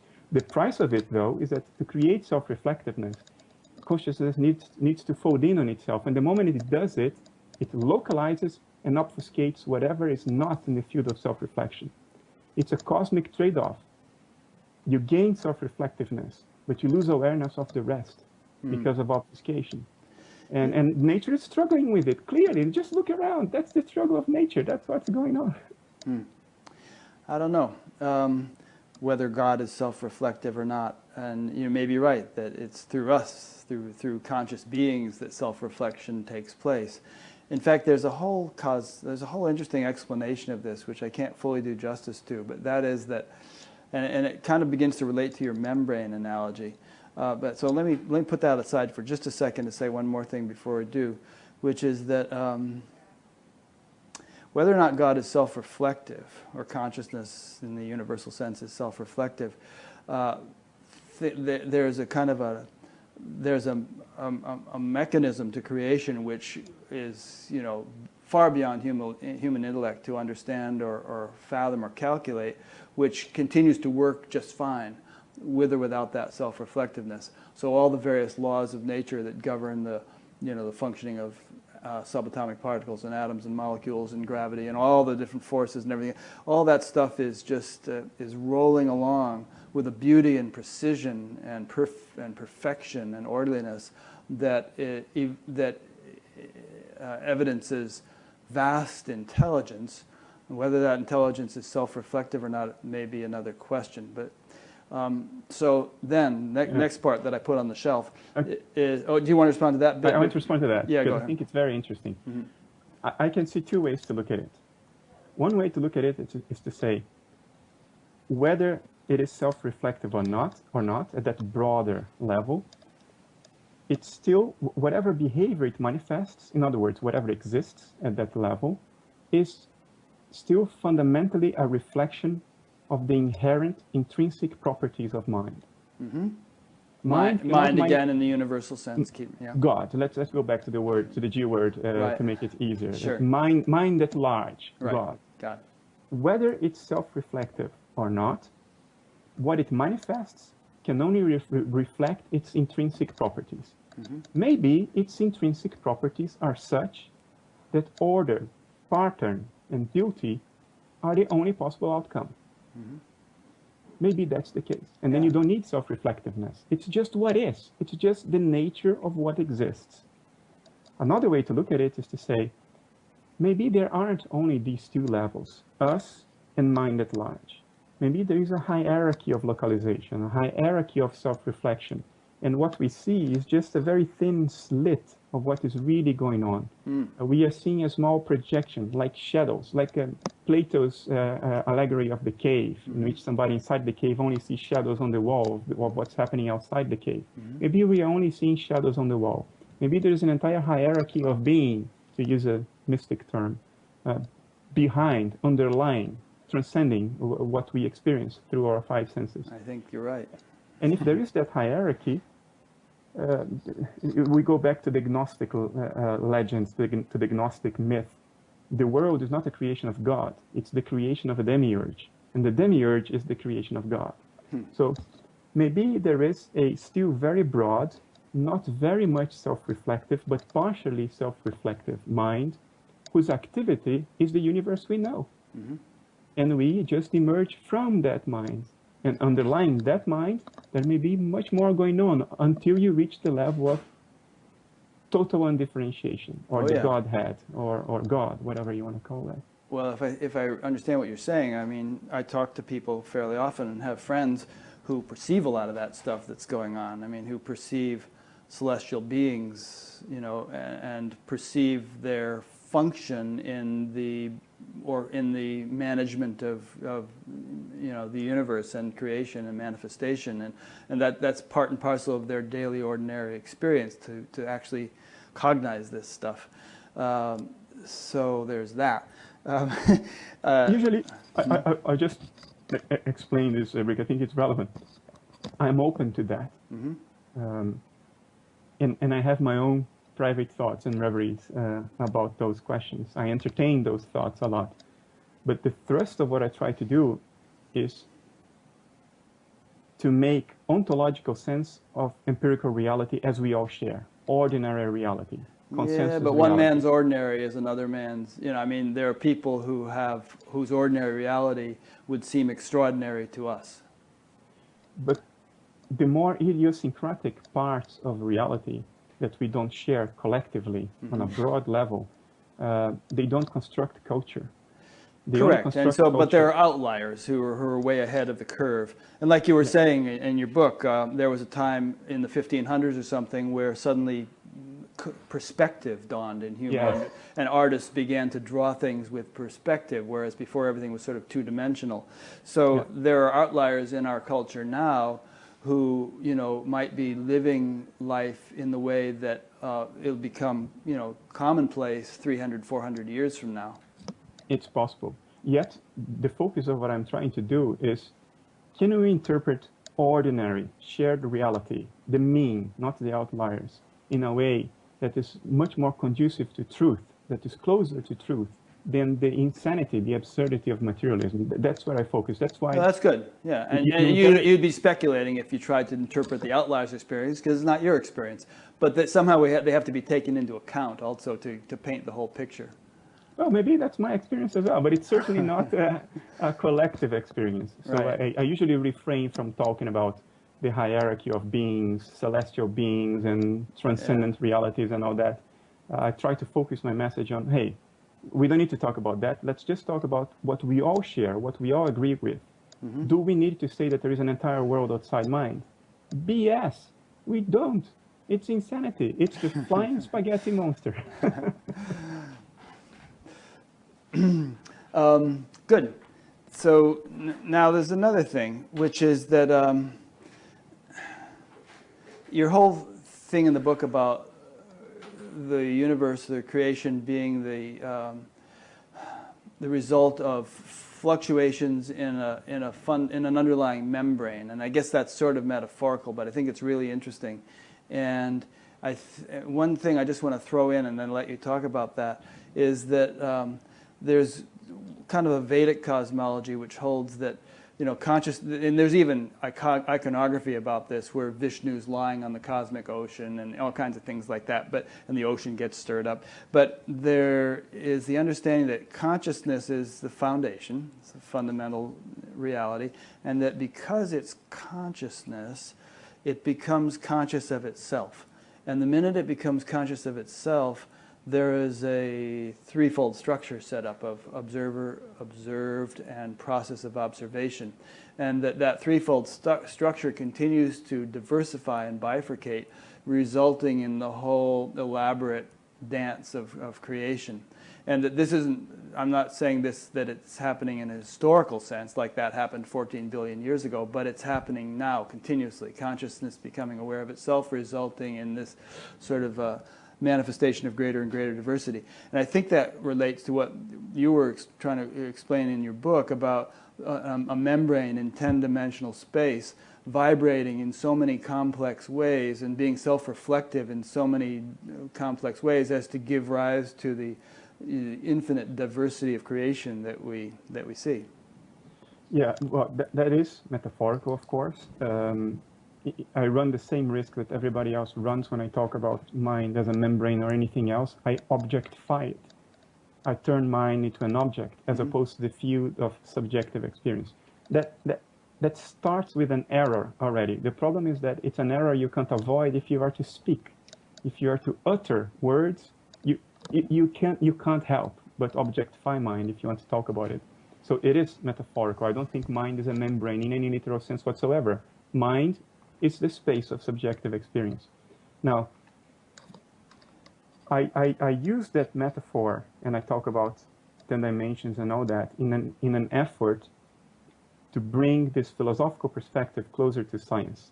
Physics is talking about M theory, membrane theory, or mother of all theories. I mean, there are many different explanations for the name M theory. But the idea is that the universe is a manifestation of a hyperdimensional membrane that vibrates according to different patterns, different modes, different frequencies. And the vibrations of that membrane are then the subatomic particles that we see, which combine to form everything. That's physics. They consider the membrane an object, and they consider themselves and their consciousness as emerging as particular patterns in that membrane. What I'm saying is, you know what, maybe the membrane is mind itself, it's subjectivity itself. It's not something outside from which we emerge, it is us, and the outside emerges out of us. It's the opposite way of looking at it. That's the source of that, and the motivation for that metaphor. And it's still along the lines of the metaphor, the membrane, this object that is not an object, which is subjectivity itself, if it is not vibrating, if it's not moving, then there are no experiences. The definition of the metaphor is that experience is the movement, the vibration of the membrane. And since experiences are all there is, because all reality is experienced, since all reality is in mind, you find yourself in the interesting dissonance in language, where you have to say that the membrane itself doesn't exist. It has to be void, because existence is the vibration of the membrane. The membrane itself, without vibrating, has therefore to not exist. Or it's pure existence. It's not objectified existence. It's pure unmanifest existence. That's where language breaks completely. Language cannot take us there. And it's not because it's a highly spiritual, transcendent experience. It's still very conceptual and intellectual, and still language breaks. Language cannot take you there. If you define experience as the movement of the membrane at rest does not exist. Yet, what is the vibration of the membrane other than the membrane itself? Right. What is there to vibrate a membrane other than the membrane? And if you grasp this, you understand, for instance, why Adyashanti talks about emptiness dancing. Yes. What exists is the void dancing. And you see, you can make sense of that intellectually to some extent. It won't change your life. It will not give you that aha, that experience that will forever change the way you relate to reality and to the world. But it will give you a little aha, like, oh, now I know what these people are talking about. Existence is the movement of the void. Yeah. Therefore, existence isn't void, because just look around, it's not nothing, but it's also nothing, because there is nothing to the medium that vibrates other than the medium itself. Yeah. And I would suggest that Adyashanti is not just intellectualizing when he says emptiness dancing. That's his experience. Yeah. You know, when he looks at a flower, he's not just seeing the material flower, he's seeing the emptiness, quality, or the consciousness quality, predominantly as being what that flower is. Yeah, I never had that experience, but I arrived at the conclusion through another path. And if you think about it, forget M theory, which is highly speculative. Let's just go to the leading edge, acknowledged mainstream part of physics today. This is something you could explore with John Hagelin next time, by the way. Maybe I'll get you and John together sometime for a group discussion. That would be cool. What physics would tell you today is that reality is the excitation of a quantum field. Some call it a quantum meta field. But this field, basically, when it's at rest, it doesn't exist. It can't be said to exist. It's pure abstraction, because existence is an excitation of that quantum field. And physics would tell you that particles pop in and out of existence all the time, all around us, countless times, right now, as we speak. So they're popping in and out of existence, out of that field. John would call it pure potentiality, which is his way to say that it doesn't exist, but it's also not nothing. It is a potential to exist, and it's a potential with structure, because existence is what it is, and it's not something else, so it has some structure. So even physics does not escape this contradiction, this cognitive dissonance of saying that existence clearly exists, we're talking about it, but it's also void, because it's a behavior of the inexistent, or the unmanifest, or whatever you want to call it. I've heard John say that in a cubic centimeter of empty space, at the level of this pure potentiality, he talks about there's more energy potentially than there is displayed in the entire manifest universe. So it's like this, just incredibly potent, field of potentiality that we only actually see a fraction of in terms of the manifest world. Yeah. I envy people who have experienced that directly, as opposed to arriving at that conclusion through conceptualizations, abstractions, and thought. I do envy that. I think you're well on the way to experiencing it yourself. You won't spend your whole life as an envious hypochondriac. I hope so. But if I don't, that's also fine, Yeah. Whatever will manifest through me will manifest. I'm in for the ride, whatever. Yeah, see, that's the right attitude. You're doing okay. What was I going to say?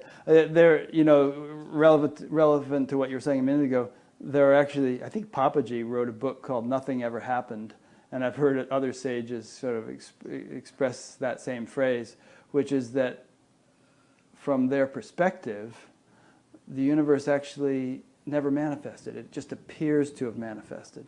But in reality, ultimately, it hasn't, fundamentally. And one can arrive at that level of perspective, that level of experience. But as you say, we are filters. We are sort of instruments through which manifestation appears to have happened. And we go through this whole rigmarole of being all caught up in the Maya, of it, until we eventually turn back and come back to whence we came, and attain that perspective. Hopefully, when we turn back and go back, we take something with us. Yeah. A knowing of knowing that wasn't there before, hopefully. Exactly, and sages say that too, that what is that phrase? Contact with Brahman is infinite joy. That there's a sort of a sumptuousness and a wonder, a quality to knowing reality as a living experience, which reality prior to its manifestation never had, which is why it manifested. So it could, have the living experience as well as just the unmanifest experience. Interesting. Yeah. So I mentioned to you that I had gotten to chapter 7 in your book, and you said, "Oh, that's where the good stuff starts." So, spoiler alert here. Tell me, what are we getting into now in the latter parts of your book? Well, we covered some of it in chapters 8 and 9. I wrap up the system I try to bring across in chapter 7. Actually, the metaphors, and I answer the questions that idealists are confronted with normally. I finish answering them in chapter 7, explaining why do we need sense organs, why are we sharing the same dream if it's all in mind, why does the brain correlate with experience, and all that. In chapter 8, I give myself more freedom to speculate a little more, to talk about clairvoyance and other psi phenomena. How could we interpret them? To talk about what happens when you meditate or when you are on psychedelics that reduce brain activity. How can we interpret that in the context of this worldview, this idealist worldview?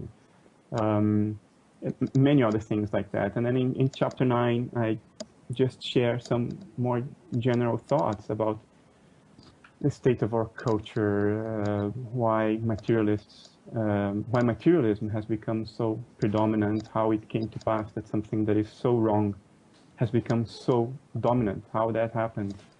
And there is one section, which is my favorite section, which you touched upon today, in which I go a little bit against what you normally see in non-duality neo-Advaita circles, which is the part where I talk about reality being a metaphor for the intrinsic qualities and properties of mind that mind can never see directly. And the reason I make that point is to say that, you could say that all reality is an illusion in the sense that it doesn't exist outside mind. If you define illusion as something that is built in mind and doesn't have an external existence, then fine, all reality is an illusion. But to say that something is an illusion doesn't mean that it's meaningless. If you dream at night, your dream was an illusion, but it does tell something true about your psychic state, about your state of mind. If you have nightmares where you're running and being persecuted, it may reveal an inner anxiety, a feeling that you're threatened. And that's a truth about your psyche, manifest through a metaphor, namely the dream that somebody's running after you and trying to kill you in a dream. So illusions, in my view, carry truth. It's just metaphorical, allegorical truth, not literal. But it's truth, nonetheless, that requires self-reflective interpretation. A depth psychologist will hear your dreams, and he will tell you amazing things about your psychic state that you will hear and you will instantly recognize it's true. I knew it all along. I just didn't know that I knew it. I just wasn't conscious that I was conscious. I was not self-reflectively aware of it.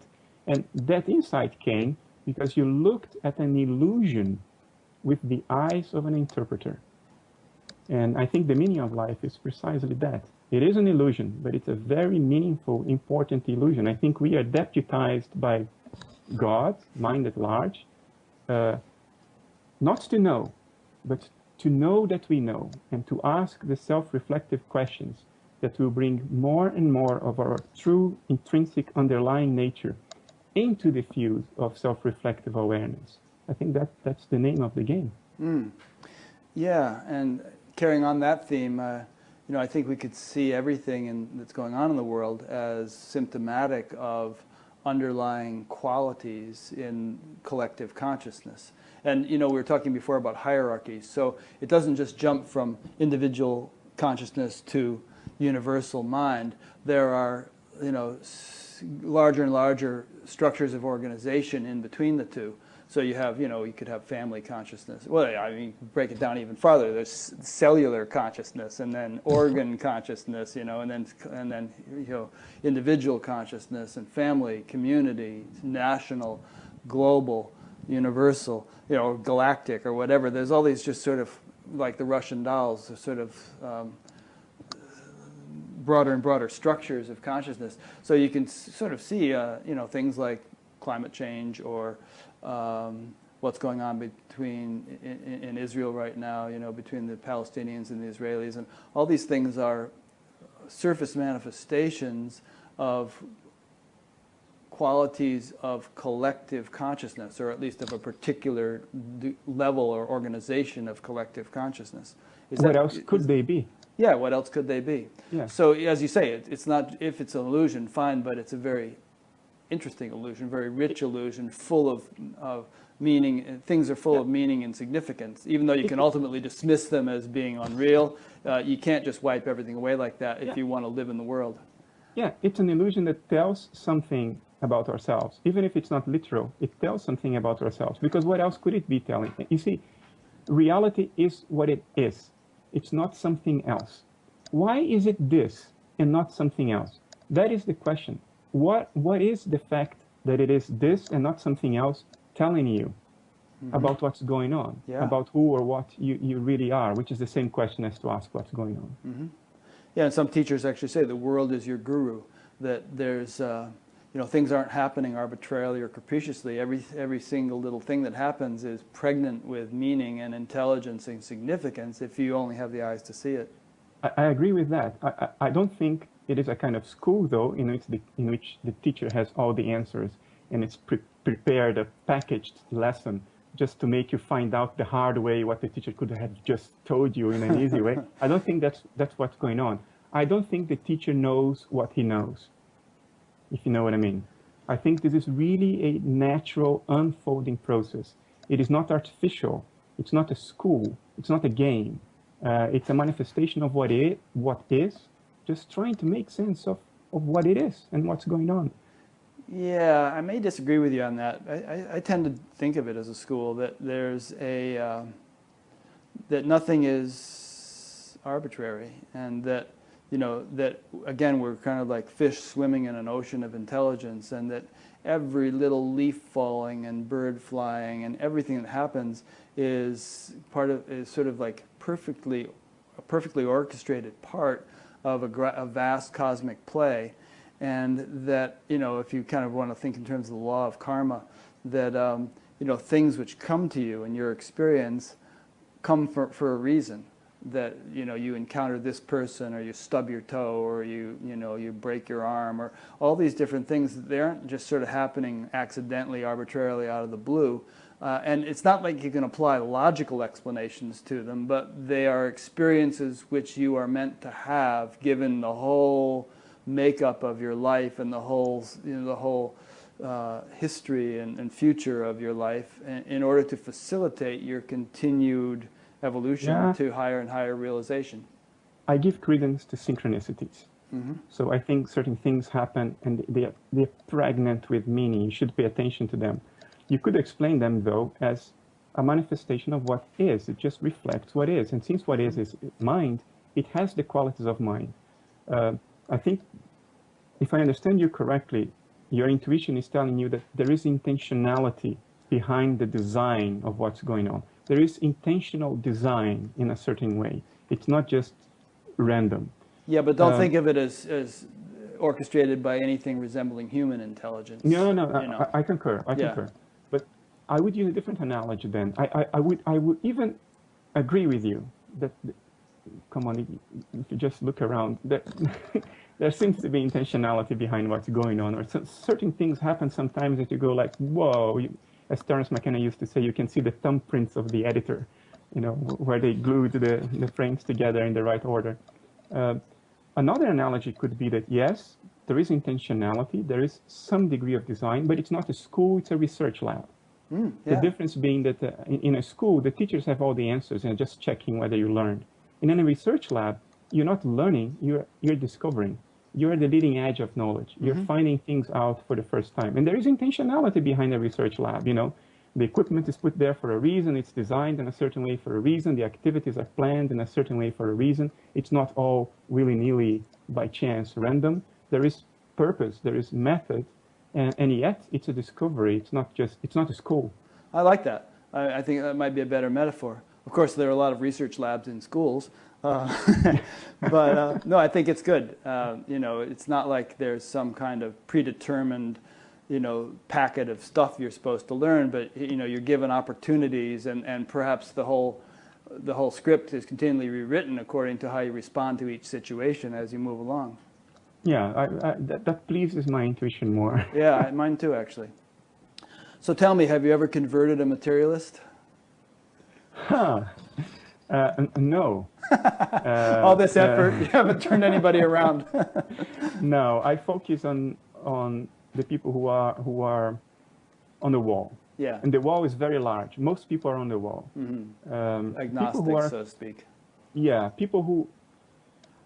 I'll be very specific. I focus on people whose intuitions are bringing them closer to the truth, but whose intellect does not allow them to move. People who are so critical. In other words, the person I used to be.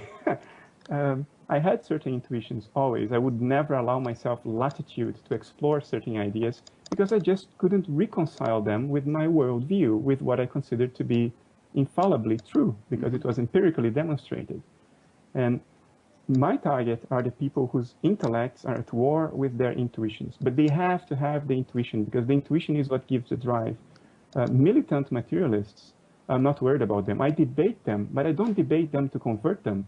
I debate them for the sake of the people who watch the debate. To be honest with you, I have no hope for the people I'm debating these days. You know, I just wrote an article criticizing Brian Cox. I have debated Stephen Novella. I don't have hope for them. In the sense that I don't think they're lost souls. I think they're part of the same mind I am a part of, but I think their roles in the game now are purely oppositional. We don't need to save their souls. They're not in danger. They're not committing sin. No, they're playing their role. Yeah. They're playing their role. It's just that they are not my targets. They're just proxies. I debate with them for the sake of the people who watch the debate. I'm not out to convert anyone. I'm not a priest. It's not my game. Yeah. You know who one guy I think might eventually turn around is Sam Harris. I don't know if you've ever read or listened to any of his stuff, because, you know, he's very honest, and he gets actually a lot of flack from materialists because of his spiritual inclinations. He's practicing, you know, he's been practicing Buddhist meditation intensively for years, and if that meditation actually is effective, he's undoubtedly going to come to realizations which pull the rug out from under his atheistic perspective.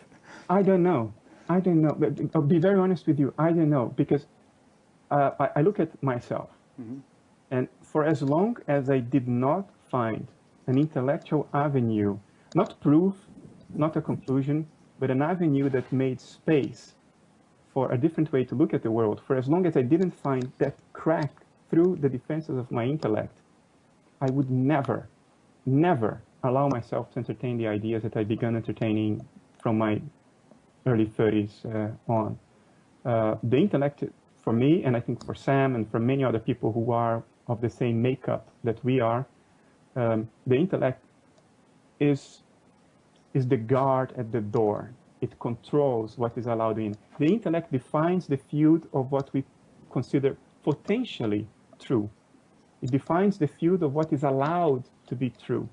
If you don't find a crack through that field, if you don't broaden the scope of that field, you can have whatever intuitive, experiential insights you want to have. 2 hours on, you're back to baseline. You're saying, "Phew, I just hallucinated." It's so just what my turned brain you playing around? I tricks mean, on how me. did you go from being a materialist to an idealist? I don't know if we've covered that. I found the crack in the intellect. And exactly what was that crack? I mean, you've elaborated it over the last 2 hours, but what's the key point that sort of did it for you? I would have to reconstruct the history of my intellectual thought. I don't know, actually. I would have to think about it to find out what was really the first crack. I began, okay, what began motivating me, it was not a crack, it was the motivation was, the commonplace and midlife crisis. When you start asking yourself, okay, I've achieved all my goals, everything I dreamed of when I was 15, I checked those boxes already. What the hell am I alive for? What is this all about? What am I doing? Who am I? You know, who am I other than the car I drive, the title I hold, the job I have? So that was the spark, the motivation to look at truth instead of strengthening my ego. That's what Jung called, you know, the afternoon of life, the second part of life, when you're interested in truth and not in establishing a role and carve a space for your ego in the world. But what the first crack was, I think it was consciousness studies. I think it was David Chalmers, an Australian philosopher who talks about philosophy of mind. He's the one who came up with the hard problem, right? Exactly. Yeah. I think it was my recognition of the hard problem as a real problem that created a crack in my intellect. It was when I realized that there was no conceivable way to make a logical step from mass, momentum, charge, spin to the redness of red, the warmth of love, the pain of anxiety, the qualities of experience. You couldn't translate the quantities measured to the qualities experienced. There was a gap in between that you couldn't bridge. And that opened a crack. That was like, hey, my model of the world is full of holes. Yeah. Actually, there is one glaring hole that not only can I not bridge now, I can't even devise or conceive a path to ever bridging it. It seems fundamentally unbridgeable. That began it. Created a crack in the armor of the ego. And then, when a fast-flowing river finds a crack, it rushes through and widens the gap, and when you see it, no, it's an avenue. It's no longer a crack. Yeah, there's the famous story of the Dutch boy putting his thumb in the hole in the dike. Did you ever do psychedelics? I have tried. I have the luck of living in a country, the Netherlands, right, where that stuff is legal. It's not only, well, not all are legal. Right. But it's not only illegal, it's not taboo, and you can go to your doctor and get orientation and do it under proper supervision and all that. I have experimented with it. Because that'll create some cracks. No, in my case, that was, maybe it compounded the situation. I don't think psychedelics are a panacea. Yeah, I wouldn't say that, but they can definitely open your eyes to the fact that reality is not what you thought it was. Yeah. But it's a very noisy channel. The trickster is loose in a psychedelic trip. It's very hard to make something out of it other than to say, whatever I think is true, I have to question again. Yeah. I think that's the main takeaway. Everything else is the trickster is in control. And it's very hard I consider personally, very hard to be able to come back and say what I experienced was literally true. On the other hand, nothing is literally true. This is an illusion too. It's a kind of dream. Psychedelics just open up the dream to more degrees of freedom, so to say. But it's also an illusion. In that sense, it's real because it's as real as the illusion that we are experiencing right now. But I don't consider them a panacea. Sure. Well, it's interesting. We've kind of come full circle in a way by what you just said, which is that in the beginning I was saying that for certain people who are wired that way, intellectual path to realization is the most effective and the most and is perfectly valid. And some people listen to discussions like this and they say, "Yeah, leave me alone. It's too much complication." And so it's not their thing. But it's traditionally, I don't know about other cultures, but at least in the Vedic culture, it's traditionally considered to be a very potent and entirely legitimate and important path for those who are so constituted. Jnana Yoga, as I said. So it looks like that's your path, and I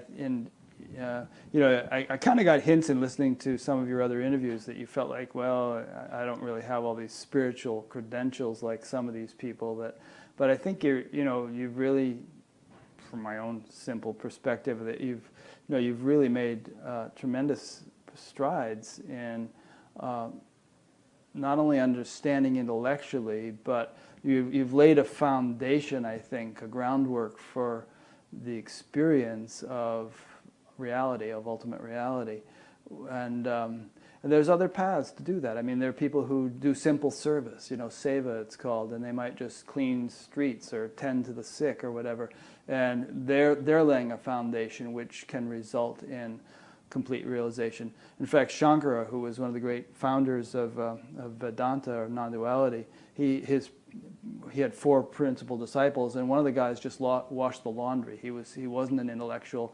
He couldn't do that kind of stuff. But through his service in that way, his intellect awakened, and he had complete understanding and became Shankara's principal successor. So there are all these different paths, and part of the reason I do this show is to illustrate that there are, all roads lead to Rome, so to speak, and that there's a great variety of expressions out there of people seeking truth, seeking enlightenment, seeking understanding. And I think you are a great representative of one of those channels, one of those expressions. Thanks, Rick. It's nice to hear this. As I mentioned to you before, I will confess this to you because in the context of what you just said, I think it's relevant to share this. I am absolutely, well, absolutely is too much, never absolutely, but I'm very highly convinced of the perspective I have, of what I think is going on. At the same time, and I feel that with inner certainty, an inner certainty that drops to the chest. It's not only in the head. I feel it, I experience it. It's experiential. Mm-hmm. Yeah. At the same time, emotionally, I don't leave reality from that perspective. Mm-hmm. I still live reality from the perspective of a separate ego that sees the world as a relatively threatening place and who is engaged in a fight, a very dualistic fight. In a sense, it's a necessary part of what I do. Otherwise, I wouldn't be locking horns with the materialists as I usually do, and trying to change the culture or to influence the culture in a certain direction. But I don't live from the perspective of what I seem to know. And I do think I know. I don't think it's an abstraction. I feel that it's more than that. But I don't live from that. I don't have the peace, the serenity, the presence that I think other people have, because they irradiate that peace and that presence. But, so, you pull one leg of a table and the other leg has come along. And, so. you're pulling one leg pretty well. And, most of us, almost all of us, are works in progress. I don't completely live all the stuff that I say. I'm just, I'm progressing and continuing to come along. So, and you're a relatively young man, so don't worry about it. You'll just, we're each following our own path and kind of unfolding into what we're meant to experience in our own time, in our own way. So I'm not too much worried about it anymore. That I'm proud to say. There was a time I was very worried about it. Like, oh man, when will I actually finally find peace? I'm not worried about it now. I'm completely in peace with the idea that I may never find peace in this life, if you know what I mean. It's okay, but I'm doing what I feel I need to do on a day-by-day basis. Yeah. Whatever wants to manifest through me that way will manifest. And I'm not delineating paths or making plans about when I'm going to find peace. My daily assumption is there is no peace, and it's okay. As it says in the Gita, because one can perform it, one's own dharma, though lesser in merit, is better than the dharma of another. Better is death in one's own dharma. The dharma of another brings danger. So you're doing your dharma. Your allotted duty. And I don't seem to have a choice. And you might find at some point that you resonate with some particular teacher that could really push you over the edge. Adyashanti, maybe, or Rupert Spira, or Marlies Koshere, who's right there in Amsterdam, whom I interviewed last week, or some teacher who can really kind of awaken your experience more and bring it more into line with your understanding. Maybe, who knows? I would have to win first one prejudice that's very strong in me, which is the very idea of a teacher. Life is a teacher, recognize life as a teacher, but I have an ego problem, and I see through it. I know it's a prejudice. I know it doesn't have essential reality in itself, but it rings all alarm bells. When somebody approaches me and I have this notion, okay, this person is supposed to teach me. Yeah. Well, you have a good education. You must have had a lot of teachers in a ordinary way. Yeah, and today I think most of them were full of, what? Yeah. Well, let's see what happens. We were talking earlier about how things just kind of unfold, and there's a saying, when the student is ready, the teacher appears. So who knows? You might end up finding somebody who just clicks with you and who doesn't set off your BS meter, and who is not on some kind of weird trip himself or herself, and you feel there's some resonance. Because there are people who wake up without teachers. It does happen, but probably it's the exception to the rule, that usually one is in association with some teacher, then that the one flame lights the other flame. I don't even know if what needs to manifest, if the game plan of the unconscious, between quotes here, is that I wake up. I'm not even sure that that's what's supposed to happen. There is a strong sense in which I don't know what waking up is. I have had my glimpses, non-abiding glimpses. Yeah. I think I have some intuition, but I can't say that I know what it is. And the term is too static, by the way. It has too much of a final Yeah. quality to it. There continue to be awakenings and unfoldments. Yeah, but Yeah. You know, although I don't know what it is, if I go from my intuition of it and what I hear other people describe, and Adyashanti talks a lot about what life from a awoken perspective is, which is the first time I see somebody talking from that perspective, which I find interesting. So I have an image, of course, it's a thought, it's not the reality. I have an image in my mind about what it might mean, and then I wonder whether this is really what should happen to me, because there is a strong sense in which if I were in that place that I imagine, I wouldn't be able to do what I do today. I wouldn't think so. No, I don't. Why not?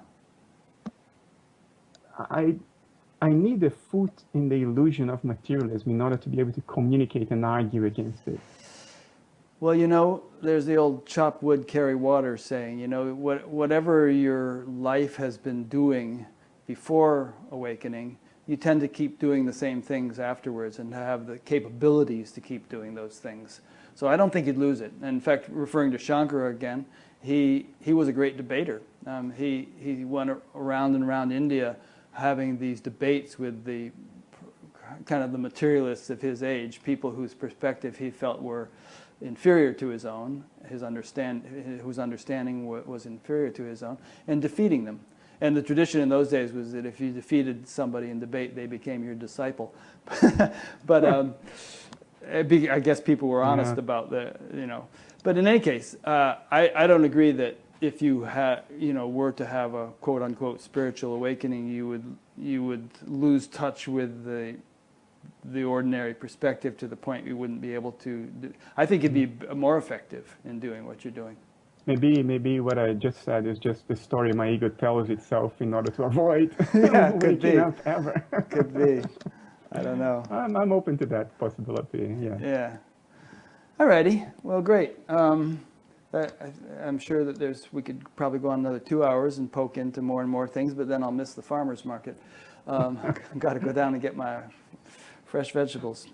Sure. So, it was fun, Rick. It was an interesting conversation. You extracted much more out of me than I ever thought you would. I don't know. Well, you're easy to extract. You're like a big water balloon. All I got to do is poke it and something comes out. Cool. Well, let me make a few concluding remarks. Yeah. I've been speaking with Bernardo Kastrup, and I highly recommend his book, Why Materialism Is Baloney. I'll be linking to places where you can get that book and to his website and his blog and his YouTube channel and everything from his page on batgap.com, B-A-T-G-A-P. So, you can go to bernardokastrup.com or you can come to Batgap and follow all the links to all those things. And the book is not for the faint of heart. You really have to, kind of like focus and settle in and understand what he's saying, but I found it fascinating. I intend to finish reading it, which I don't always do with all the books that come across my desk. Let me say a few more general things about... will you be speaking at any conferences or anything, Bernardo?